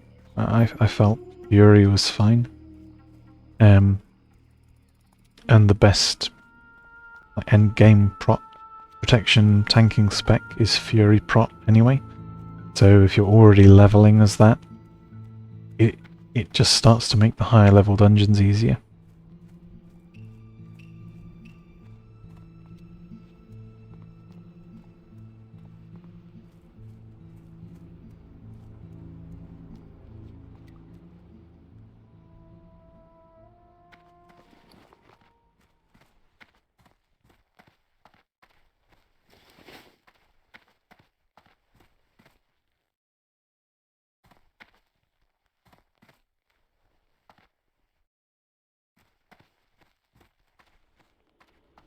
Greetings. Vendor mode. Hooray.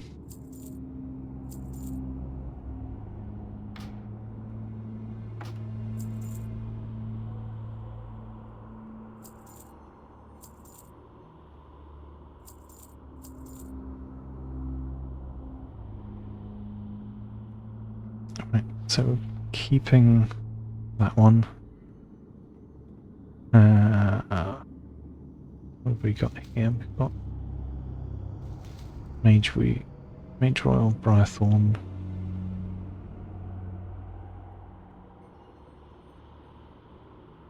Stranglekelp, Bruiseweed, King's Blood, Knife Root. Already got the Serpent Shoulders. That's the thing we were using. It's Vendor.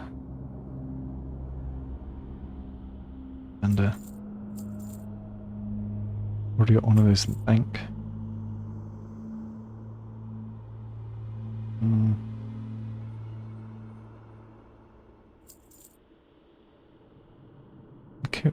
Keep the spirit just for healing, perhaps. Peace, friend. Go in peace.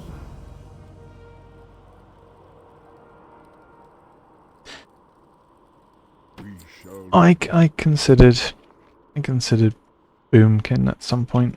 I kind of want to try it as an off spec when we hit 40.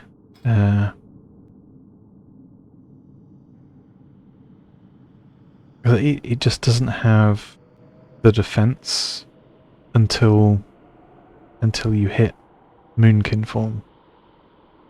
Like prior to that, like it still does damage, but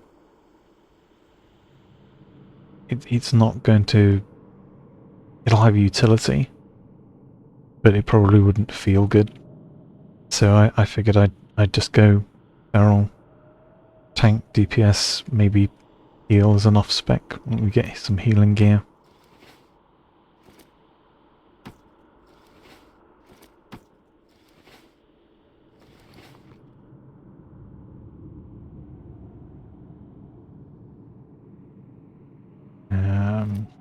Yeah.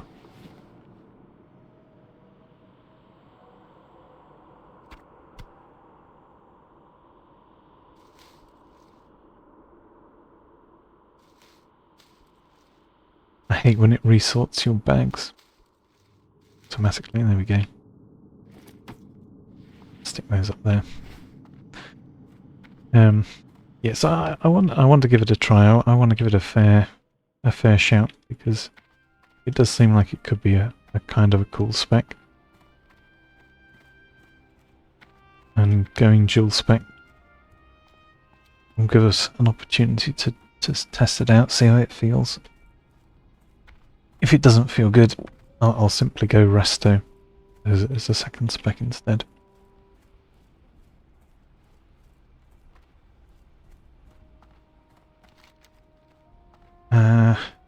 We got to hand in. I think we did really well as far as loot was concerned. Getting the cloak. We didn't see Cobran's leggings, but can't have everything. We got the Fathom Deep ring on the previous run. Yeah, that's all reasonably solid.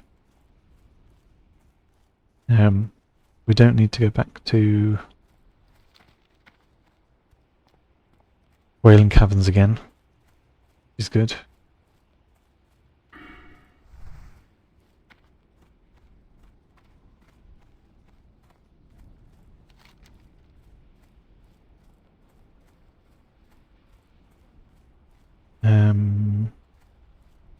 We do need to run up into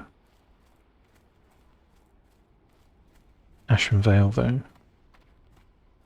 We need to do the first quest on the Zoram Strand actually.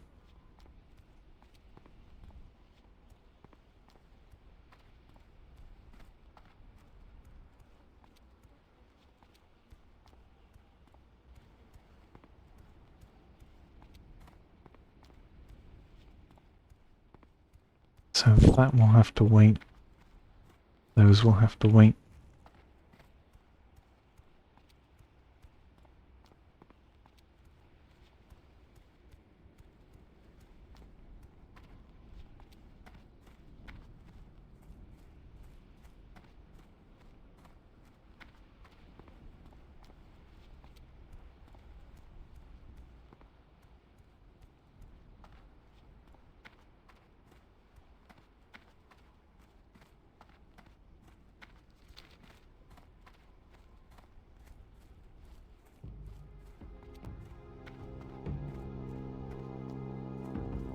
So I think we'll head to Ashen Vale to do that first.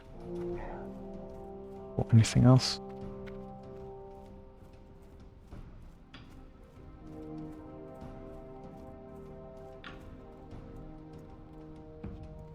Strength and honor.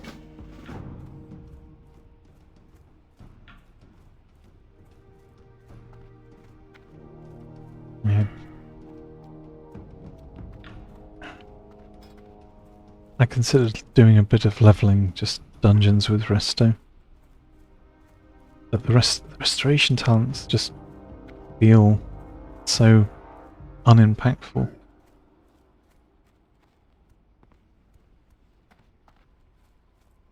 Like you can kind of give somebody else some extra armor through your Mark of the Wild. Or get Furore. Improved Enrage is just kind of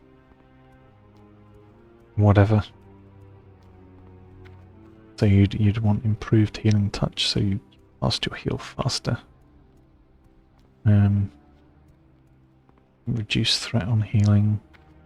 The Insect Swarm's good, but it's also kind of a weird thing to want to keep up on like a boss or an enemy target.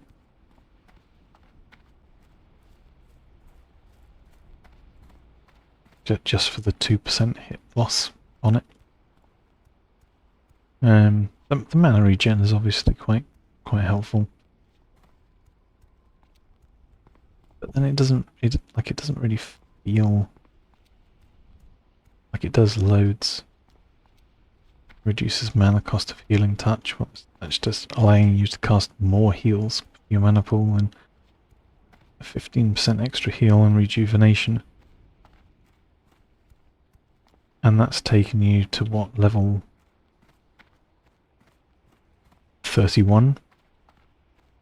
You get Nature's Swiftness at 31.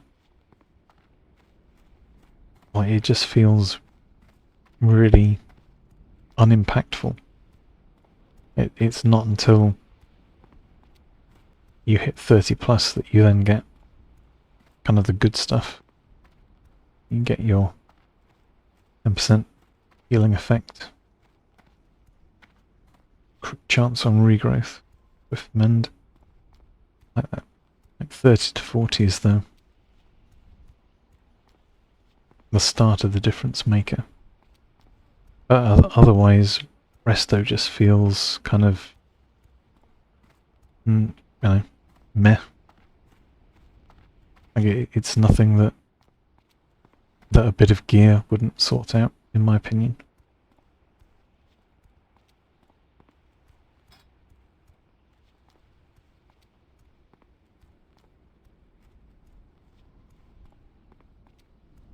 You'd almost potentially be better off standing in melee, doing melee hits, and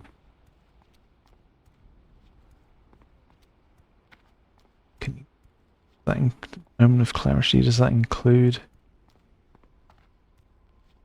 Yeah, it includes healing spells.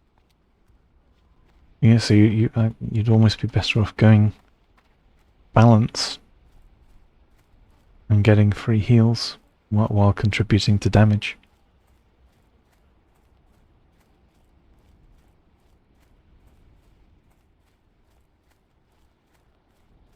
And you'd be able to give your tank improved thorns then as well for better threat.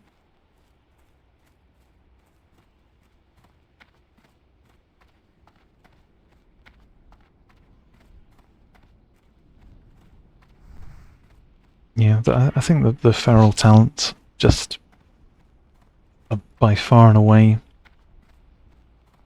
better value.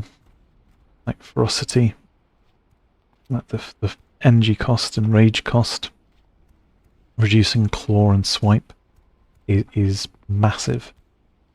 It's 25% essentially extra casts of swipe and 20% more claws. Having the extra threat and stealth is a really great combo, and the feral aggression early for lowering incoming damage is good.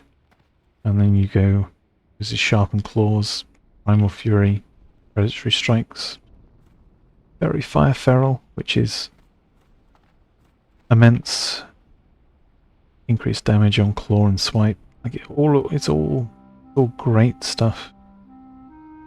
Attack power bonuses, crit bonuses. Like it all does stuff and is productive.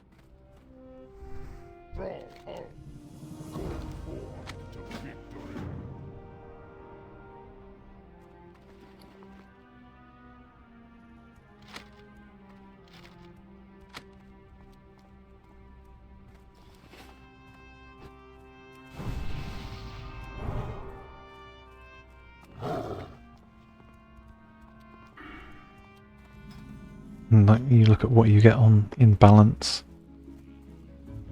Faster cast time on Wrath. I mean that's good for early on. But if once you're like high level, you're not really casting Wrath particularly. You're meleeing and using Omen of Clarity for Moonfire procs.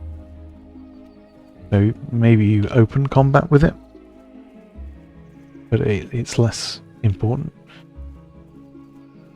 And you've got natural shapeshifter. I mean, the mana cost reduction on that is kind of helpful, but if you're casting, you're not shifting. So again, it doesn't really matter so much. You want the natural weapons to get to Omen of Clarity anyway. And then obviously you want that you have to go Improved Wrath or Nature's Grasp, Improved Nature's Grasp. That's not a choice. You have to. And then you need the natural weapons for Omen of Clarity. Then you can go the Improved Moonfire. improve Thorns,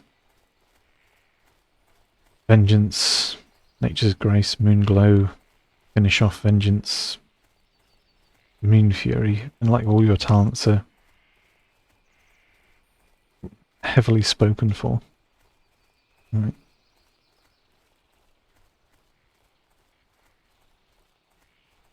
There isn't really another option.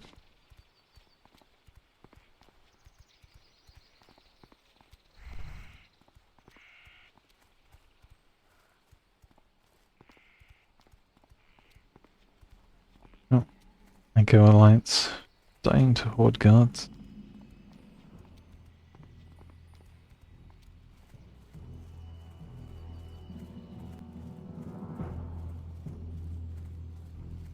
Nice scout is down at the bottom.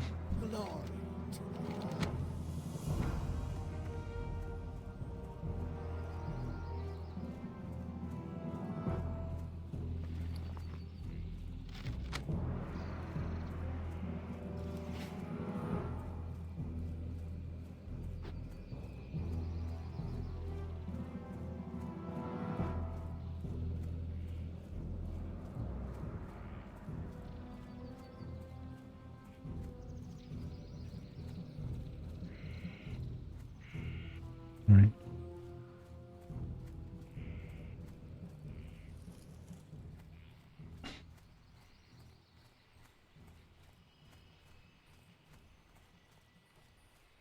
How may I aid you?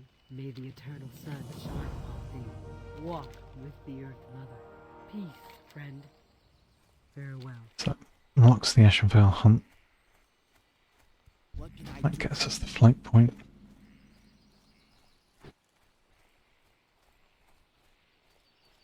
Suppose we want Stone Talon Standstill, Victory. as we'll be going that way anyway.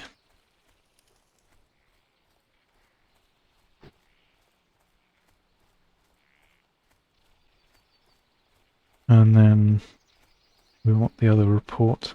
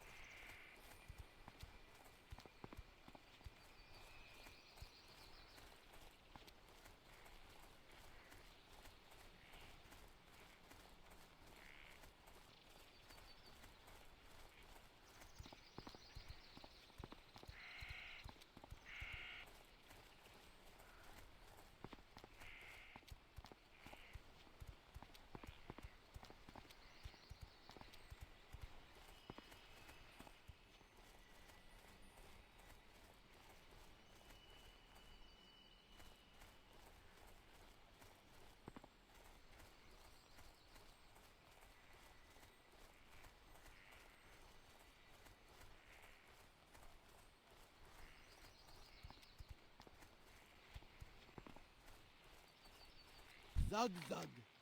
Farewell.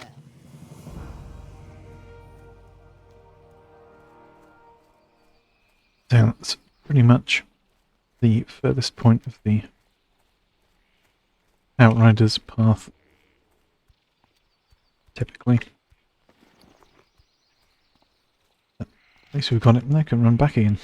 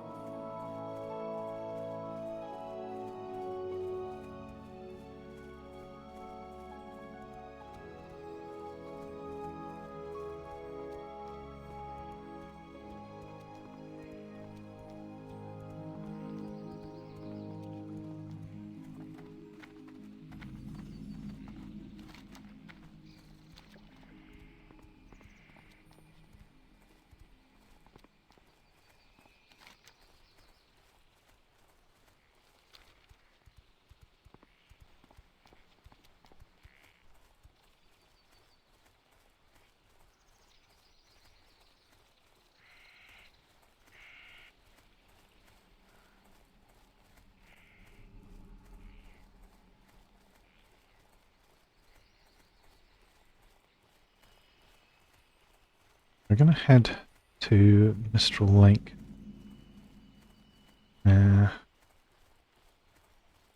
Potentially get. Okay, don't need to. I don't need to stealth if they're gonna aggro it. Just run through.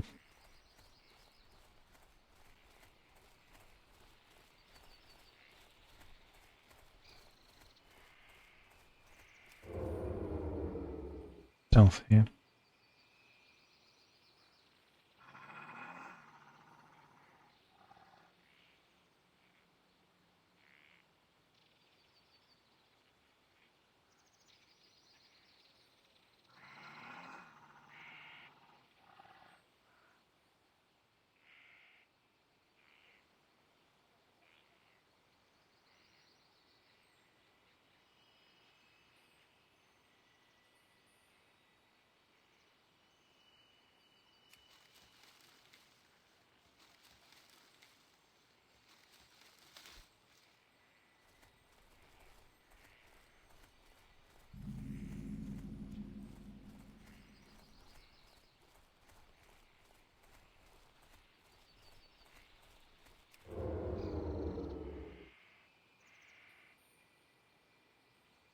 Grab the bruiseweed though.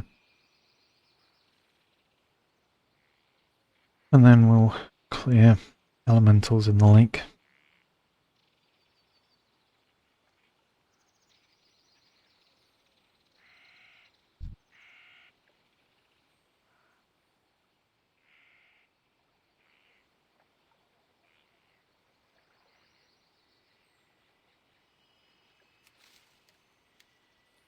But we might have to route it. Then you're not.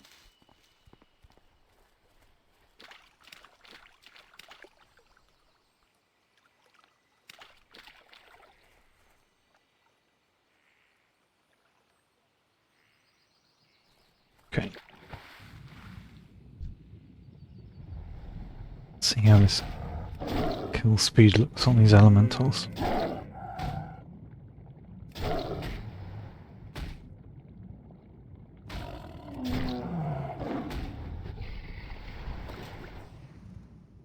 Felt pretty solid.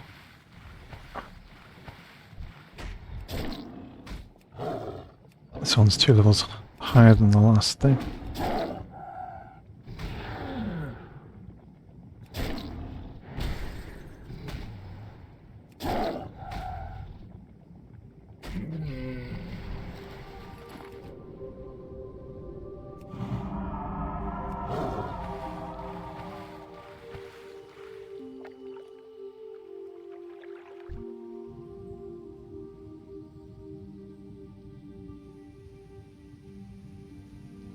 In 12, don't we?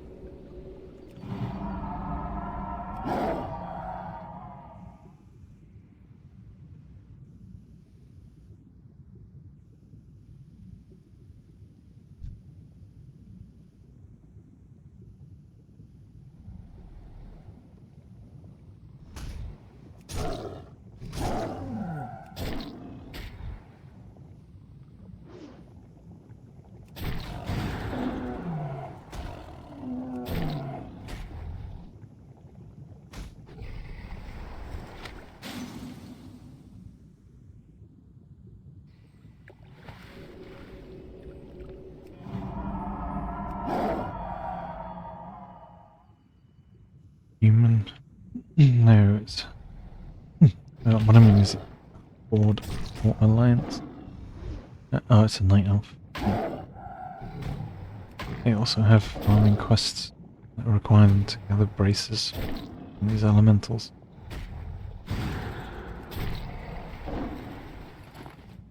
Whereas we just need to kill a set big number.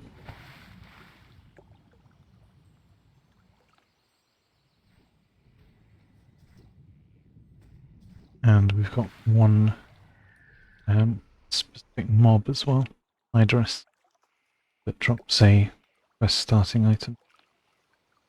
The Black Fathom Deeps dungeon.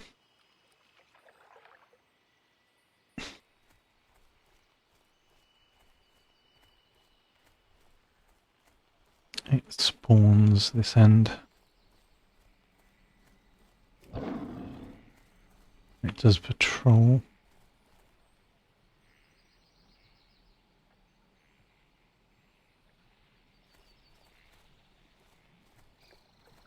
Shadowfang Keep, probably. And if we can do all the pre-quests, then we'll do Black Fathom Deeps, potentially. We should be 26 then.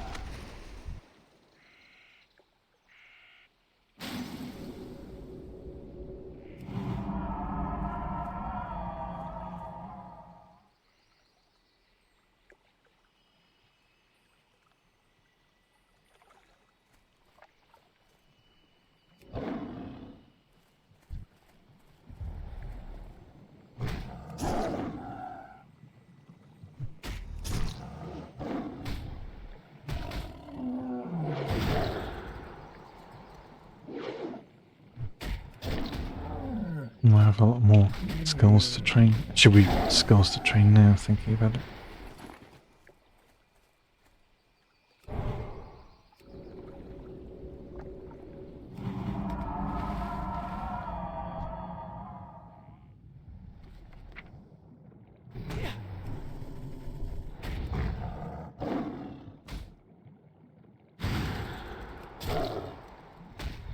Yeah, we want swipe, thorns.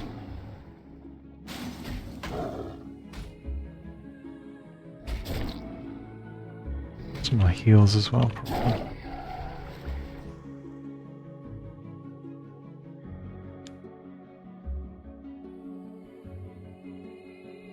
That increases frost damage taken.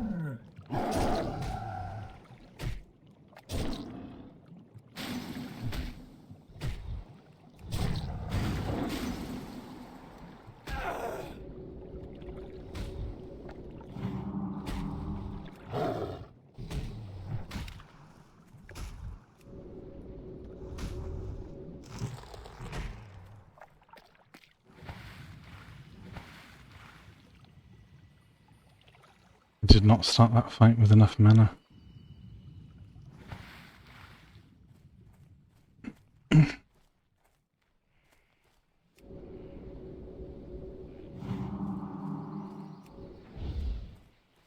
Better to reset.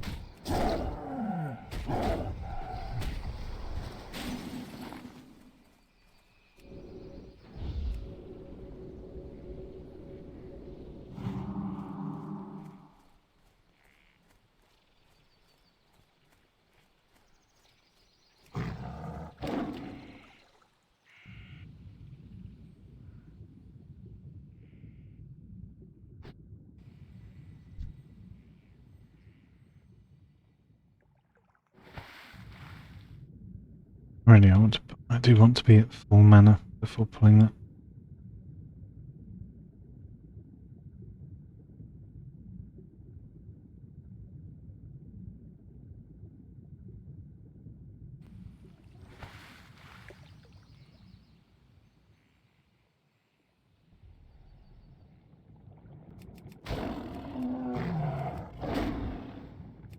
Miss, dodge.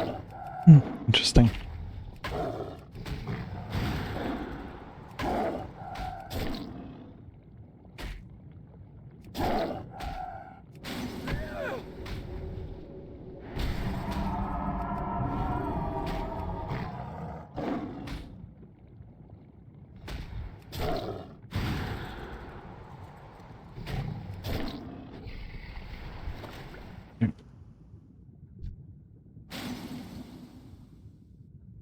It's better. Smoother.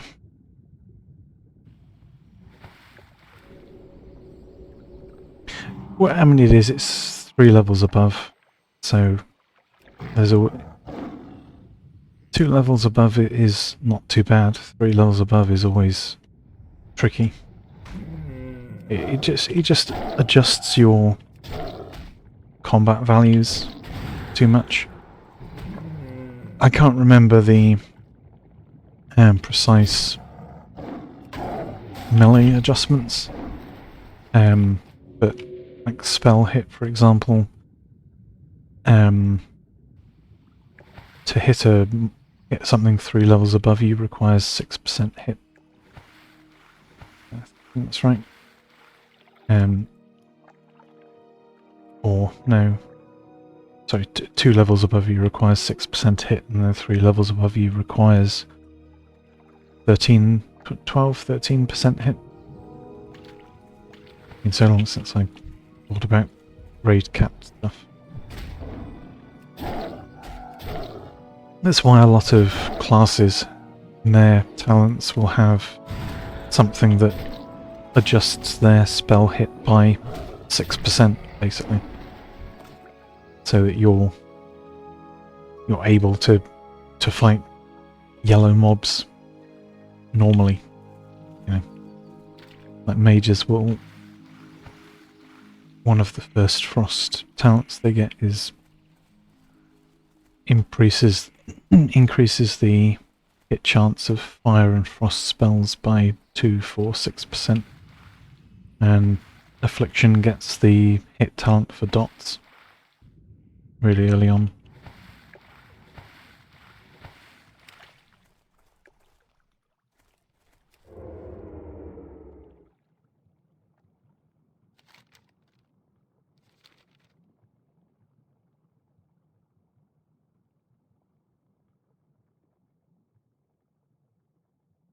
It's the same with melee as well.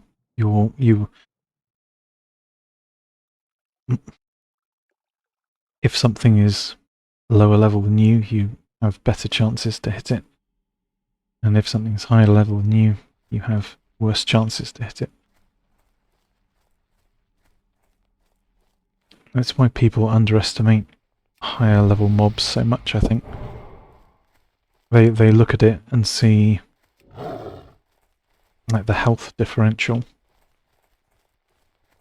but what they don't see is all of the adjustment in how likely they are to hit it, how likely they are to have a glancing blow which does less damage. They just see the difference in health numbers and think, oh, it's not that hard.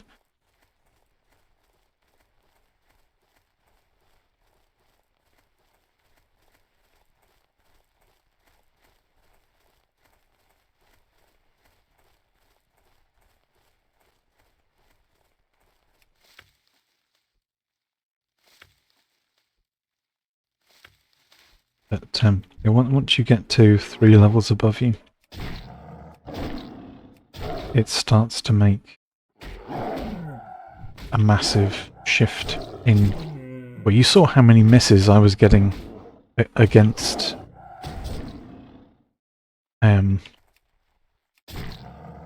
against it, right?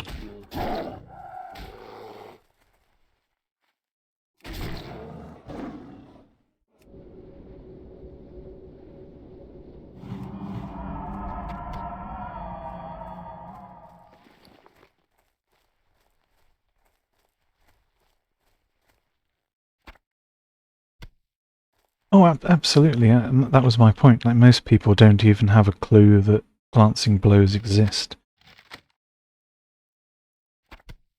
You know, it's only if you look at the combat log that you see what's going on and when and why and how and everything.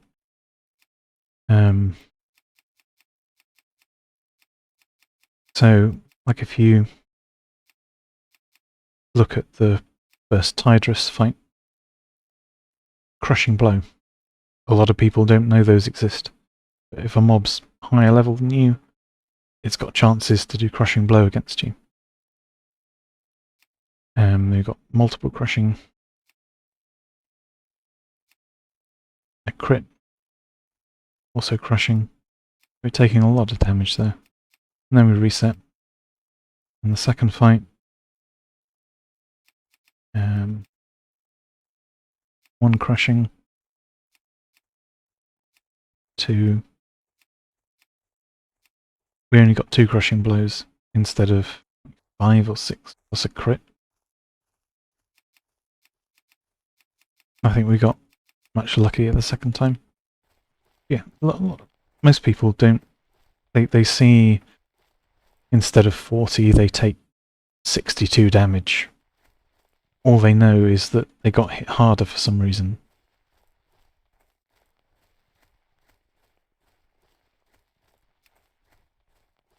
Fire elementals do a lot of fire damage. For sure.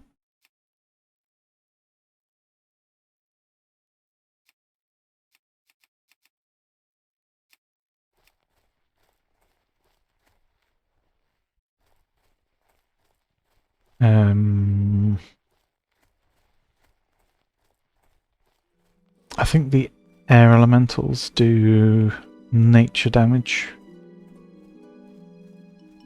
Cyclonian certainly does.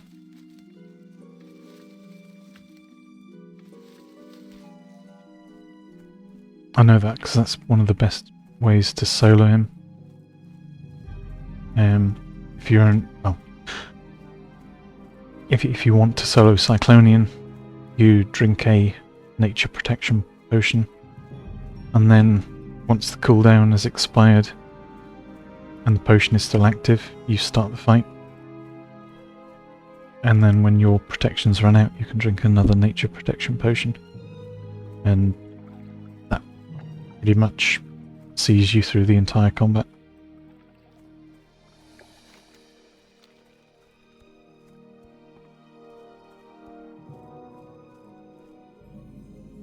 It's helpful if you want to avoid the ranged weapon river kite where you take an age to kill it.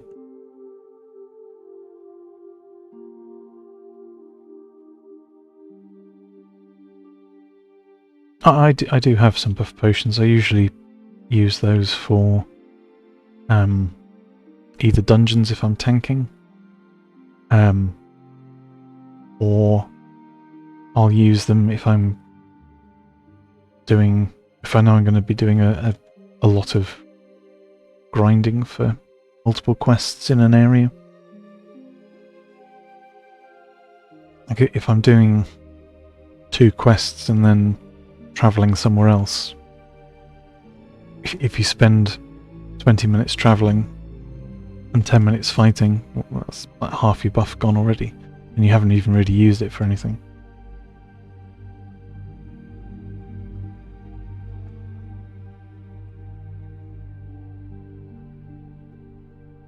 Yeah, the potions I've got do stack with everything that I use.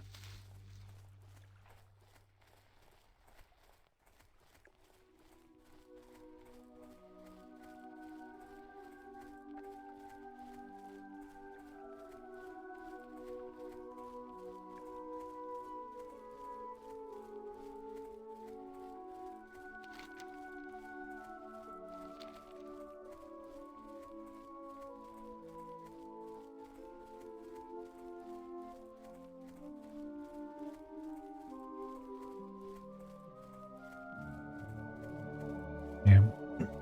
Have you seen much of the German OnlyFans style thing going on at the moment? It's quite interesting seeing how many of them like, push like orange quests or even red quests, and then inevitably run away or die. One of the two.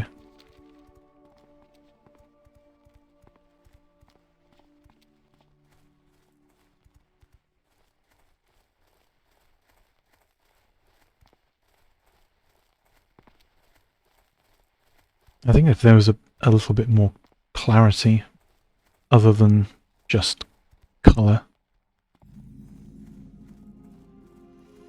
it would help for deciding what to fight and what not to. So, OnlyFans was something that Soda Popping organised on the American servers, like taking a bunch of streamers, leveling up on hardcore and then raiding. See how far they could get without wiping and dying, without Petri.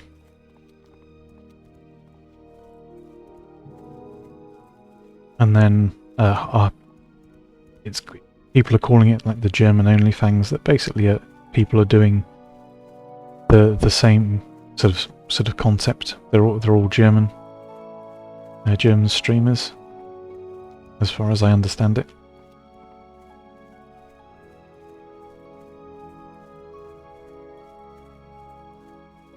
They're called Sauerkraut.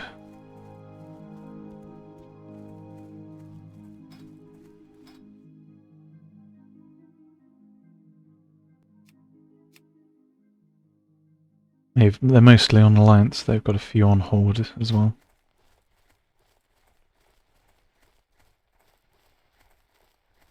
But there's been a lot of death clips on the hardcore clips channels, obviously, because they're all new to the game, a lot of them never having played WoW before at all. So they're learning everything from scratch.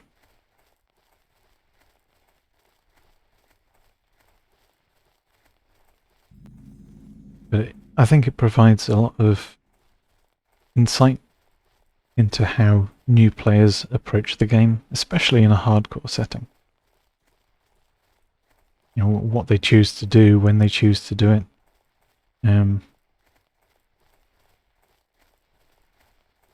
A lot of them are, you know, they see the mobs. That's green. That's also green. Hooray. They'll see yellow. They'll see orange. They'll see red. They don't really know exactly what it means, you know?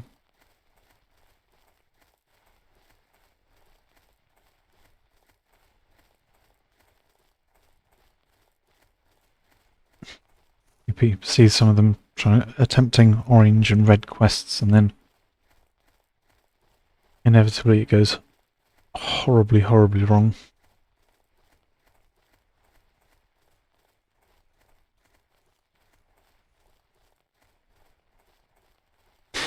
Yeah, the skulls are.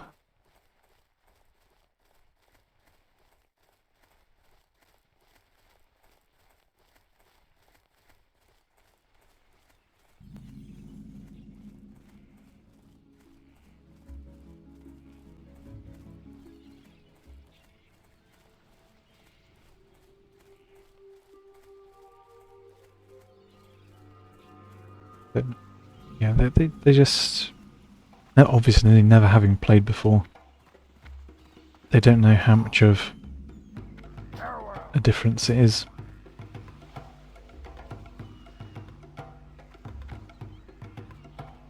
What do you need? You know, between May your blades how the different mobs look.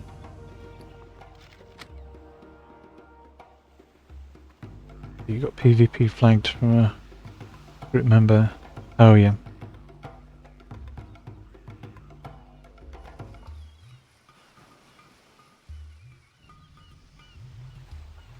it's not not the best thing to do to get PvP flagged on the dungeon run.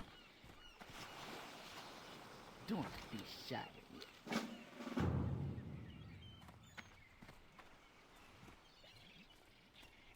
Druids come get the voodoo. I suppose we should save the water.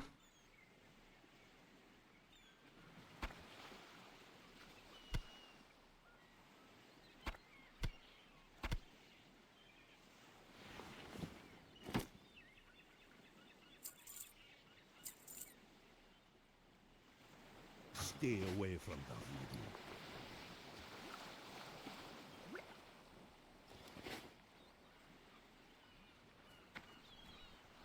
How you doing, man? Okie dokie. Be seeing ya later. See ya later.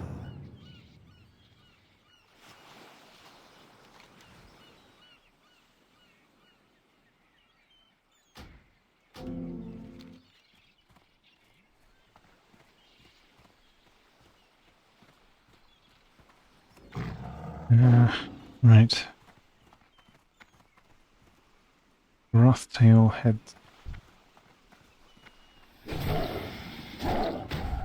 20 Naga.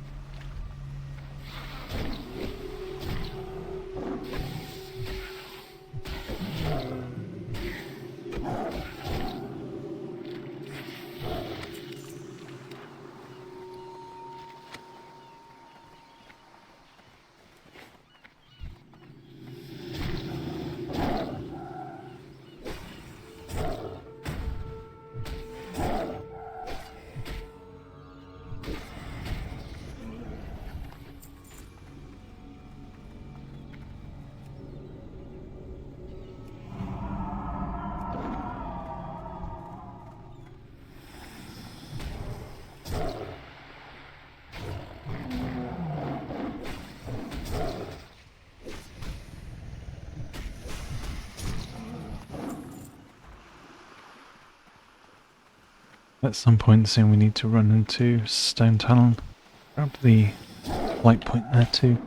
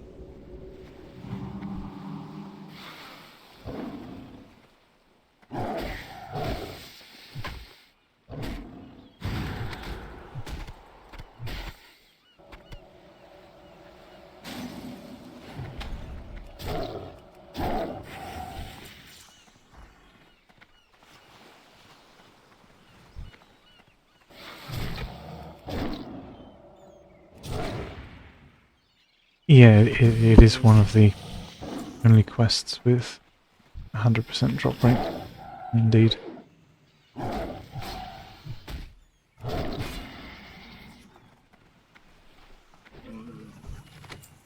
There aren't many, that's for sure. Trying to think of other 100% drop rate ones. The second type of rocks that you need to get from the Badlands quest. First one, you 10 small rock shards. The middle lot from that, you only need 3, and those are 100% drop.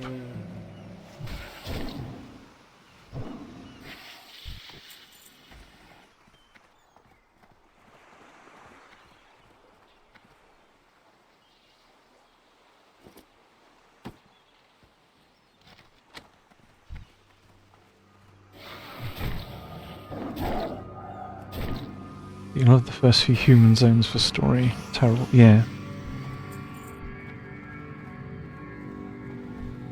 Yeah, I've only done one playthrough on Alliance side, although I did make sure to do every single quest in every single zone while I did it.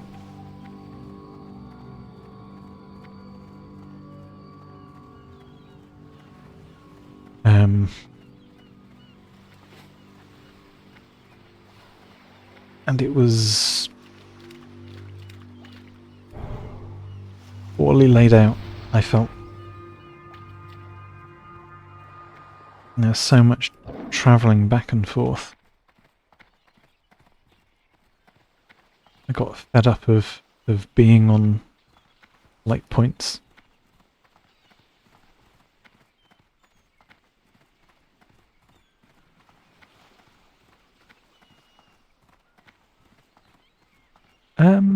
I locked my down. I didn't mind too much. It's a bit spread out. It's a bit not a lot there, What's beyond your mind? but it wasn't the worst.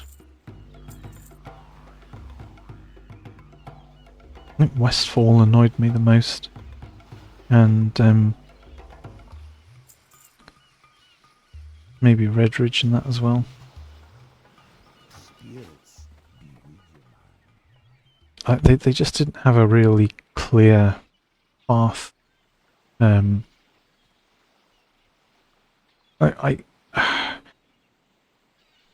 If you play through Horde starting zones, or even a Horde starting zone, and transition into Barrens, you never want for quests, you never sort of lose sight of the path that you're kind of meant to be on. You just keep exploring and questing, and everything is fine. If you try and do the same thing on Alliance, that you can complete Elwyn Forest and then head to Dunmorrow, complete that as well. That then takes you a little bit into Lochmadan and back to Elwyn to transition into Westfall.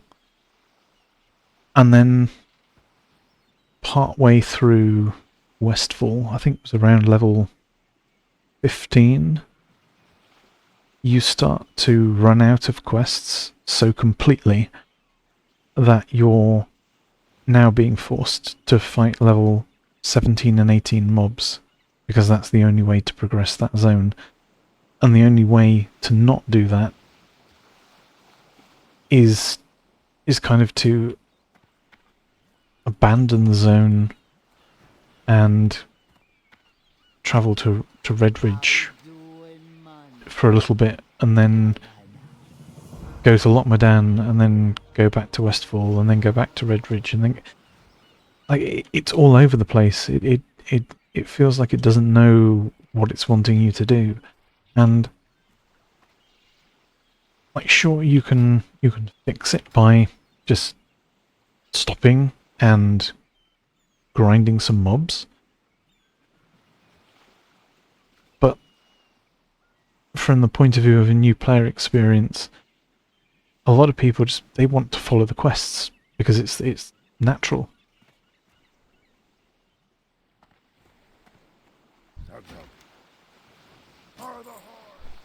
And they kind of can't do that. Whereas Horde, it doesn't matter whether you're doing Tirisfal into Silverpine.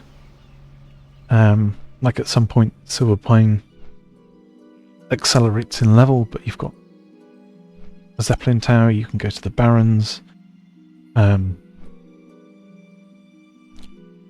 there's nothing really in your way as a roadblock to that. Whereas Alliance, if you wanted to do a different starter zone as well, you'd have to find some way to travel to the Night Elf starting zone, right? And you think about new players doing that, they don't even really consider it. Like sure, as a long-term veteran, I know that's an option. I know that actually the majority of Alliance starter quests kind of are in Darkshore, right? That's why a lot of people travel over there. But from the point of view of a new player, you know the Night Elves are an Alliance race, but you know they must have their own starter zones, but there's no easy way of getting there, short of begging for a teleport from a mage, right?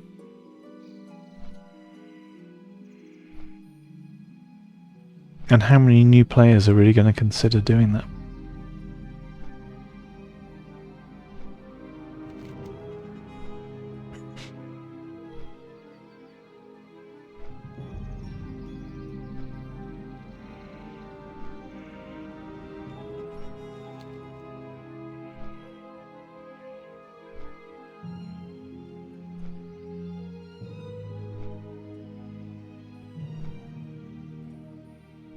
Well, I mean, if you want a portal, the Mage's portal from Stormwind to Darnassus.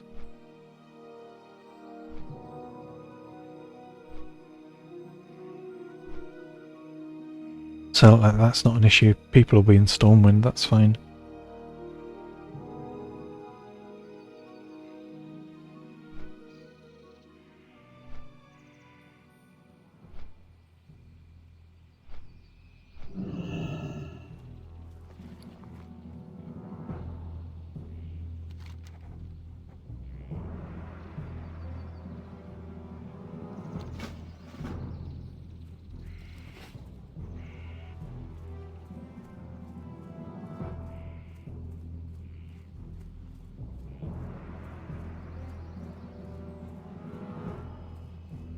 Well, the mage doesn't need to be in Darnassus, do they?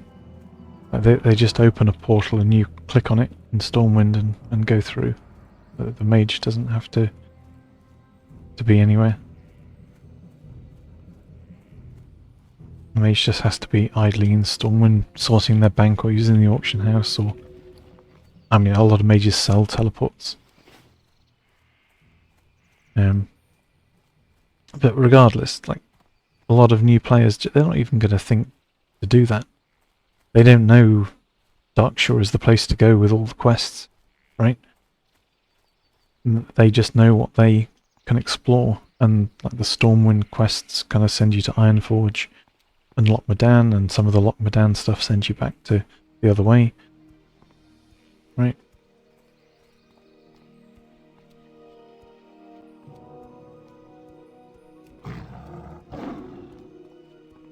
And if you're talking about hardcore and self-found, it's not even like you can sensibly make that trip yourself at an appropriate level. Like you've got no option but to get ported.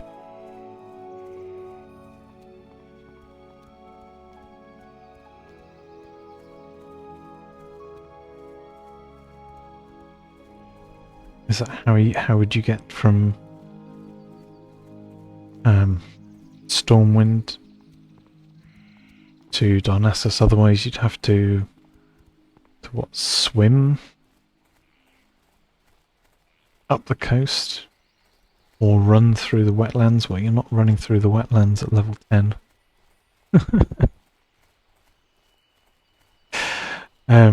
But even then you'd have to make it across the beach through level 10 to, is it 10 or 12 mobs?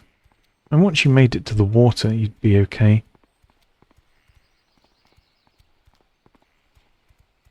But it's still then a really, really long, very boring swim.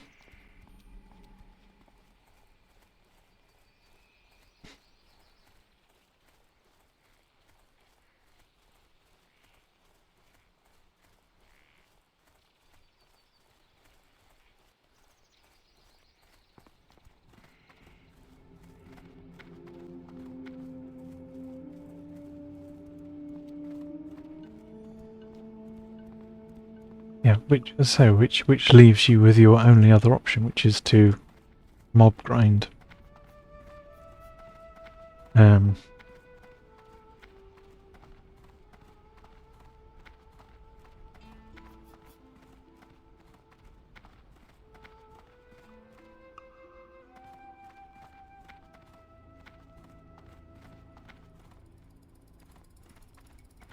Sug for the Horde.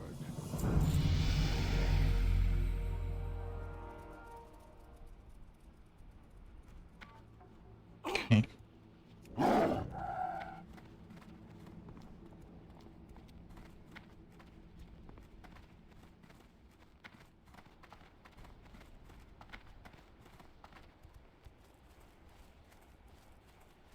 Yeah, it's just not an option on hardcore. Like, not sensibly, not realistically.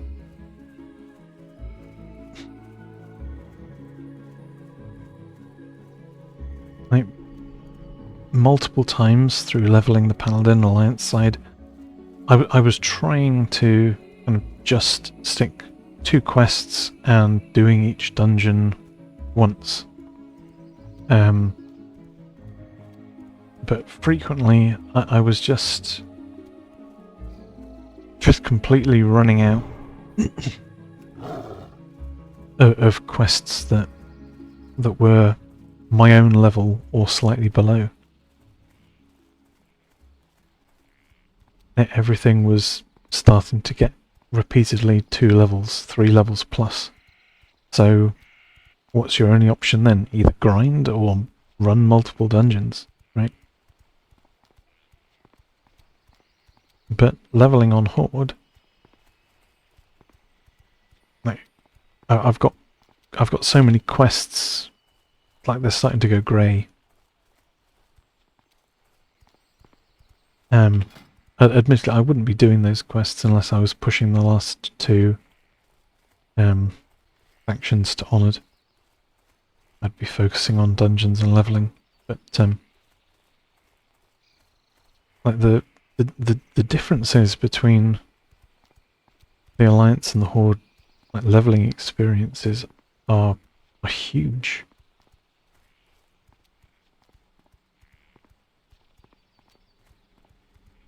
I keep hearing from people that, like, they hit 60 and they've run out of quests to do for extra coin. And I've got multiple 60s where I've hit 60 and they've got loads of quests. They've got multiple zones, like, left completely untouched in some cases. But I wonder if a lot of that, like, comes from Alliance side perspective.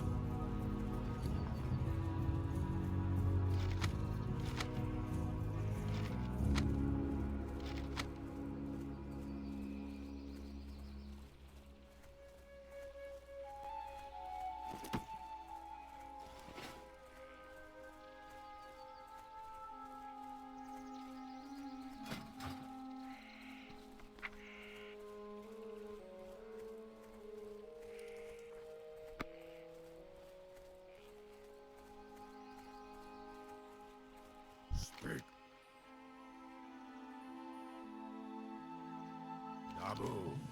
Strength. Victory. Strength.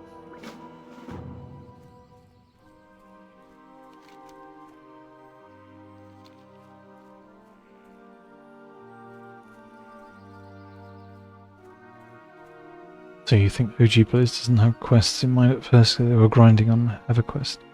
Yeah, I mean, the other thing, of course, is that the Alliance side stuff was designed and implemented first, and then they took what they had learnt from doing that and made all the Horde stuff after. Strength and honor.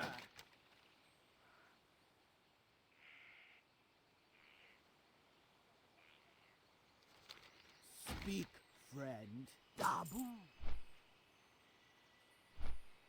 That will obviously have a big impact. I always find it weird though, because like if the Alliance stuff was done first, then that really means like all of their flight points and things were probably done before the Horde ones. But the majority of the Horde flight points feel better. Like they feel like they're in the right place to be in the zone.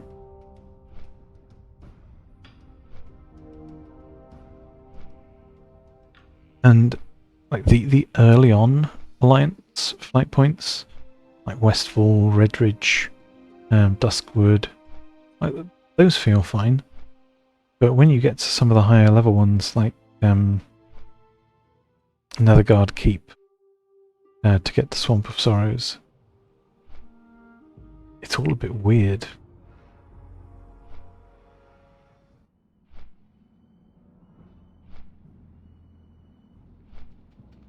Yeah, I'd say that your assessment is true to some degree.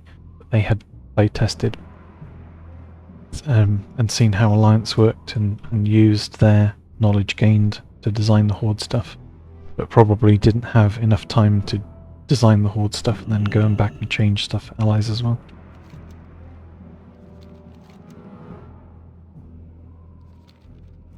That would make a lot of sense.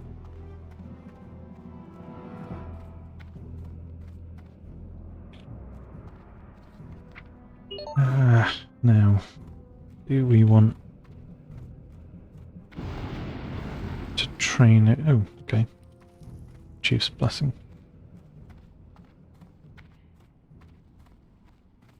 Random. So do we want to train anything in Thunderbluff?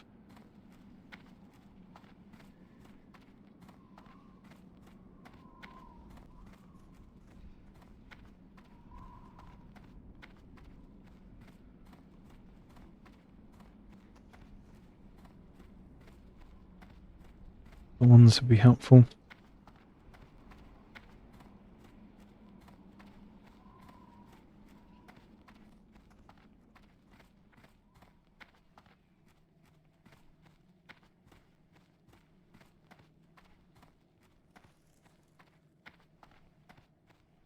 Possibly Rake.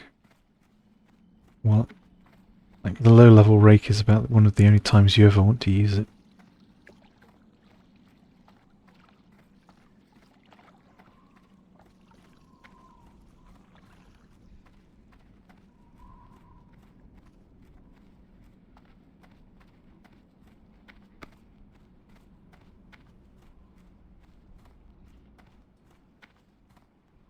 Hey, keep it real. Have a good one. What's up? Be good. Have a good one. Yo! Glad I could help! Stick those in our log so that we don't have to run back here potentially later.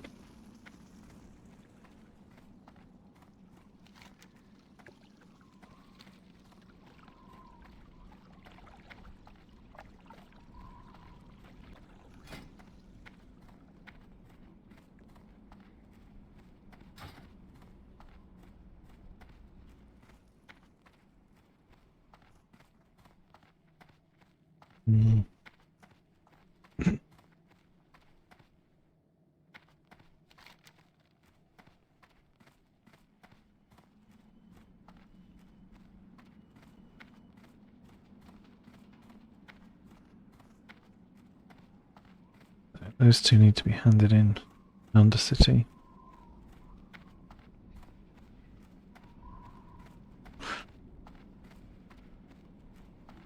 And then we've got Southern Silver Pine stuff after.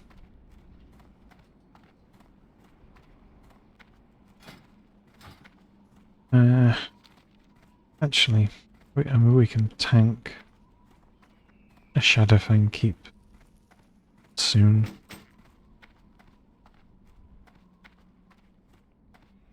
So, sort the bags a bit more.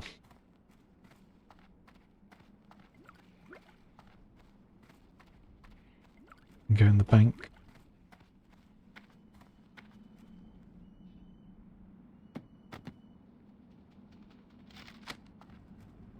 Go in the bank.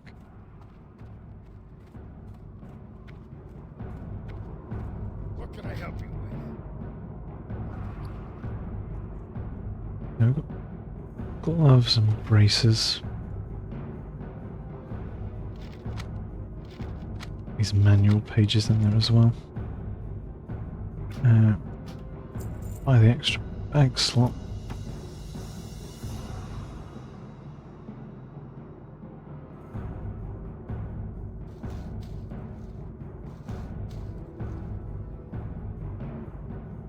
We use the herbs.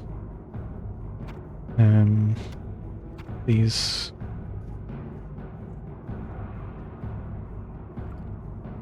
bank.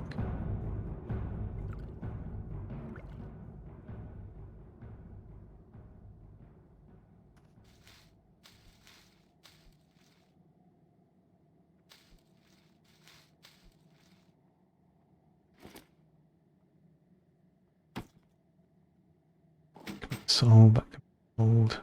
Being handed in. Being handed in. It's being crafted. Are the horde!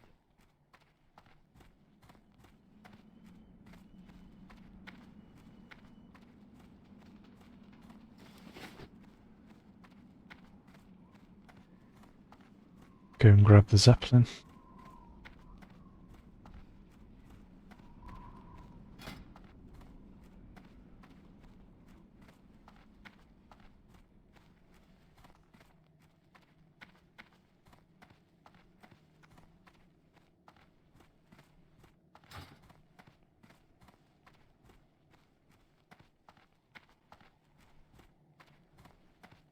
Do actually need to do some fishing soon as well. And to farm a silver bar. But when we do Gnomeregan in 5 levels. Well, probably more like 7 levels.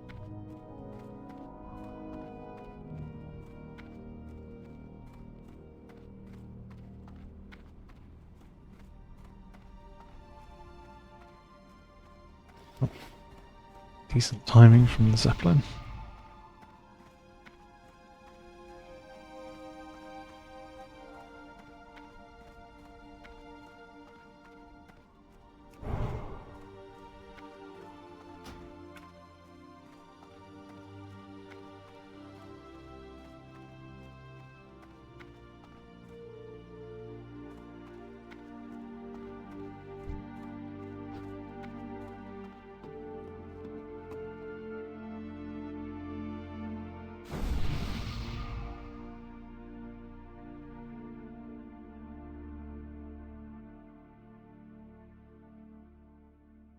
I will buff him with Mark of the Wild Thorns, but I'll wait till we're actually into Earthfall Glades so they get more duration.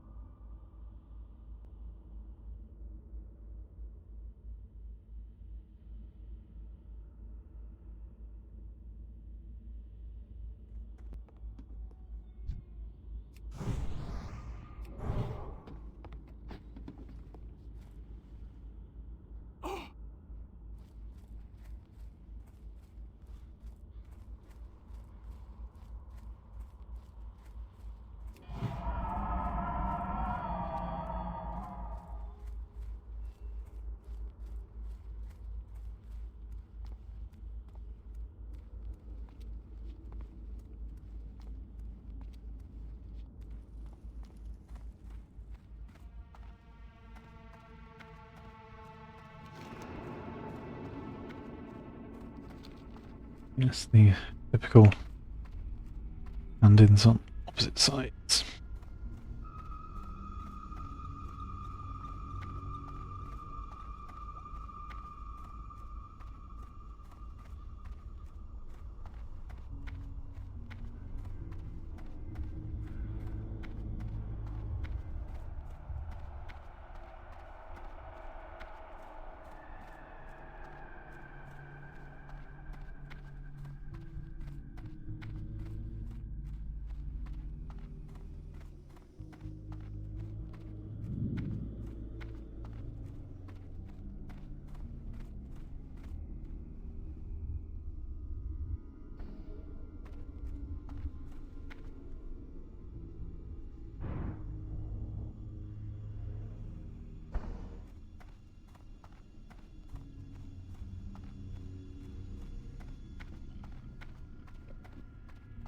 I can't speak about original vanilla. Maybe I got killed once or twice by the doors in back in the day. I'm not sure. I can say that I've never died to that on hardcore. There's just no cause for it to happen. If you get there and the door's already open, you wait. And you wait for the door to open, you walk in, you walk across the room, lift goes down, other door opens, you walk out. Requires like 10 seconds of focus, right? Your character to survive.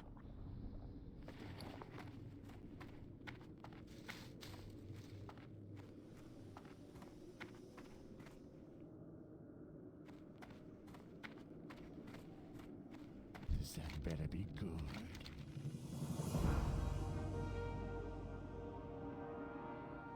Trust no one. I would say that is What would you very much ask of time well spent Remember, making sure that you don't lose the character to something daft.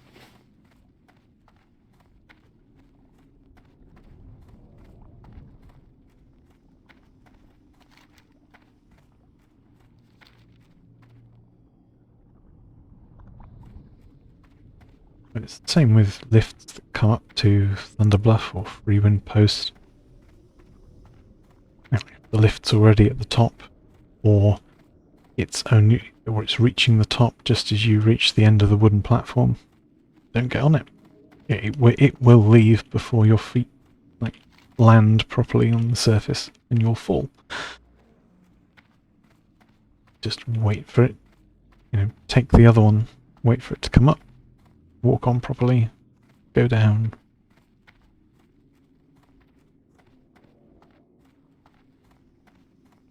Lift safety cannot be underestimated, and it's important.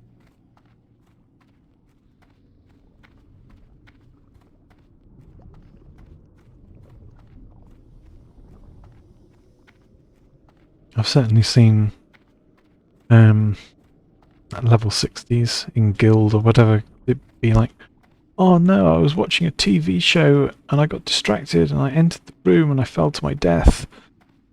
You're like, come on.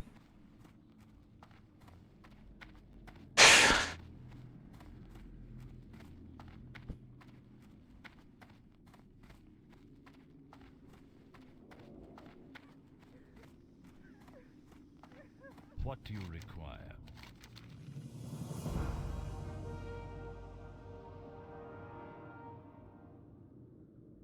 Beware the living.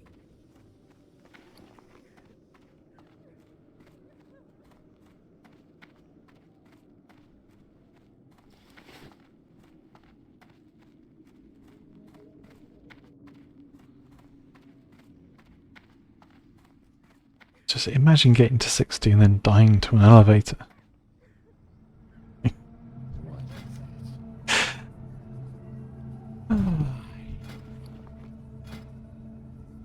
Was it worth it?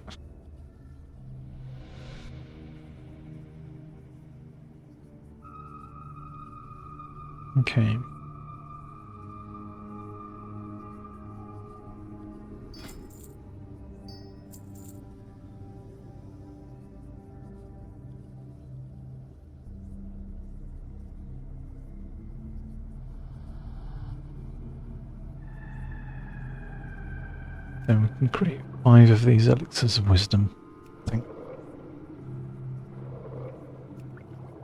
That will still be in the sweet spot for skill gain.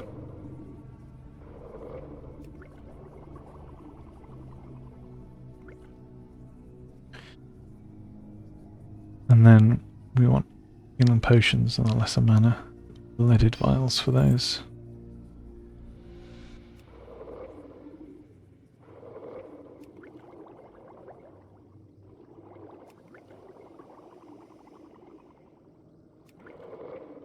So you don't think the elevator's got you, but you've auto walked off bridge or balcony there. Yeah.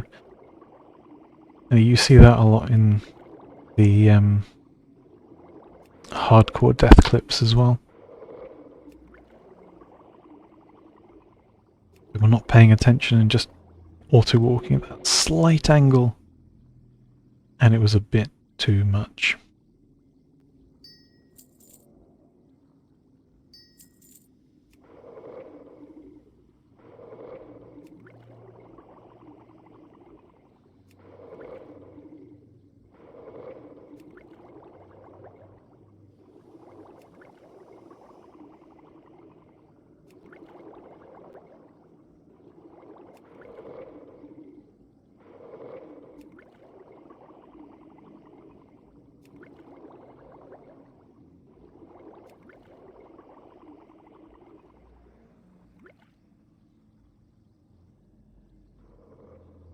Do use up the strangle count.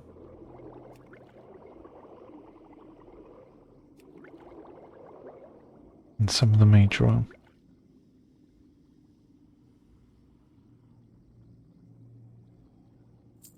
Now those mana pots.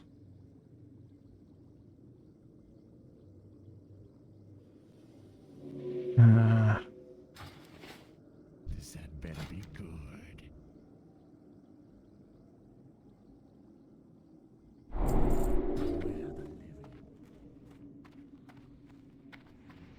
We need to train the next level of alchemy.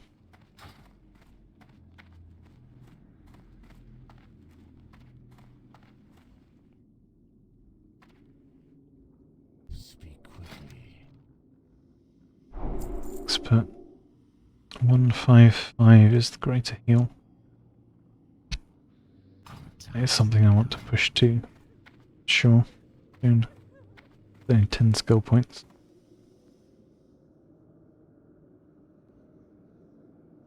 So make strong Troll's Blood soon.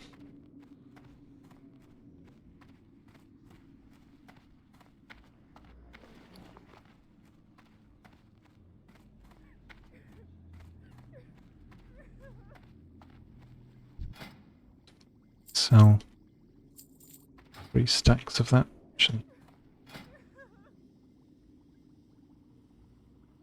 Stacks of that. Oh.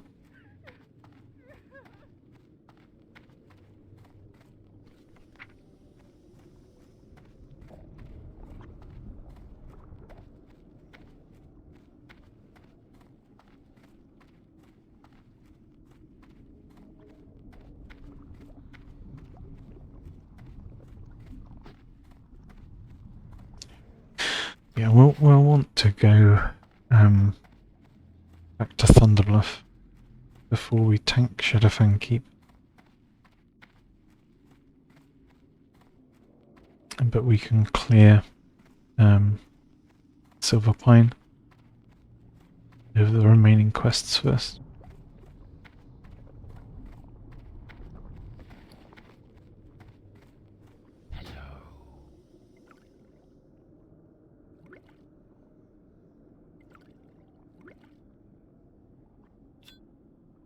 Need one more Sagate.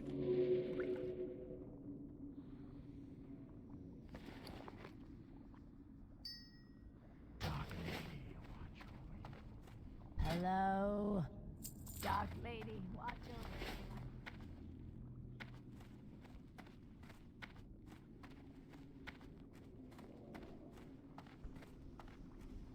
over. Ooh, herbalism, does that need training as well? Yes, it does.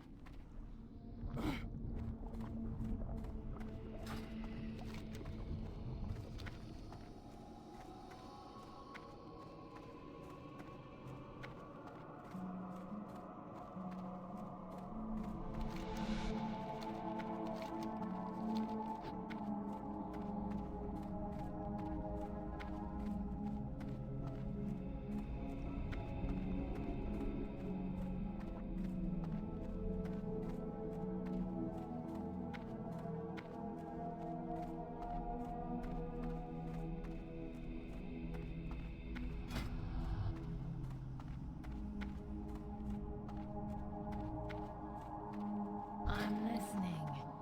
I am seek death. Embrace the shadow.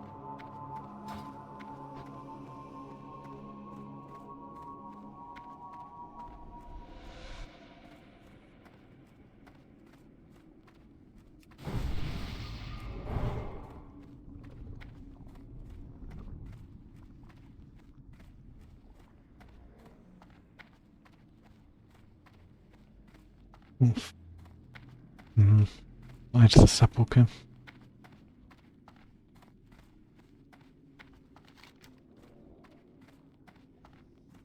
Yeah, I don't know if we'll be able to do Black Fathom Deeps later today or not. But we'll certainly be able to do Shadowfang Keep. That's for sure.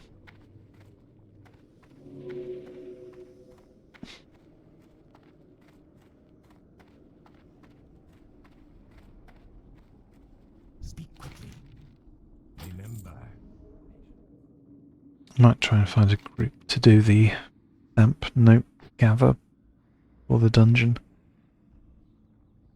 Otherwise it's such a pain killing the caster mobs as a druid. Because the only interrupt you've got is bash. But you need to be in bear form for that.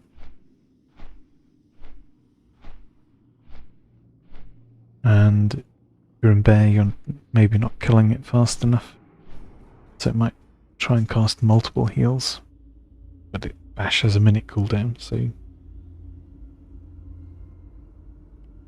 can't.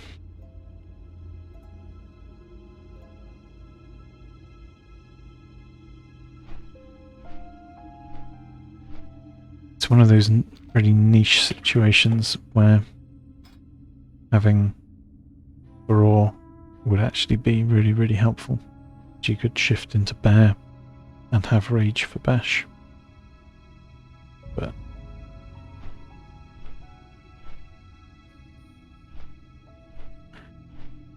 I'm gonna go Primal Fury.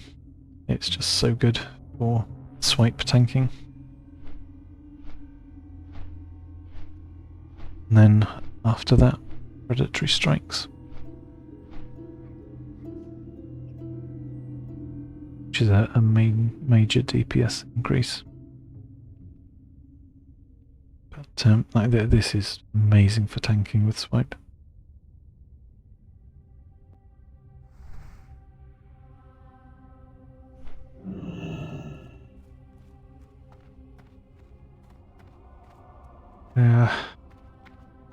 Right. It's almost 3 o'clock, and I don't think what time make it into Hillsbrad proper. So I will have to call the stream here, the first part of today, and then we'll need to continue later this afternoon with the Silverpine questing. So thank you very much for watching, Almost Pirate. Good to see you again. And I will see you next time.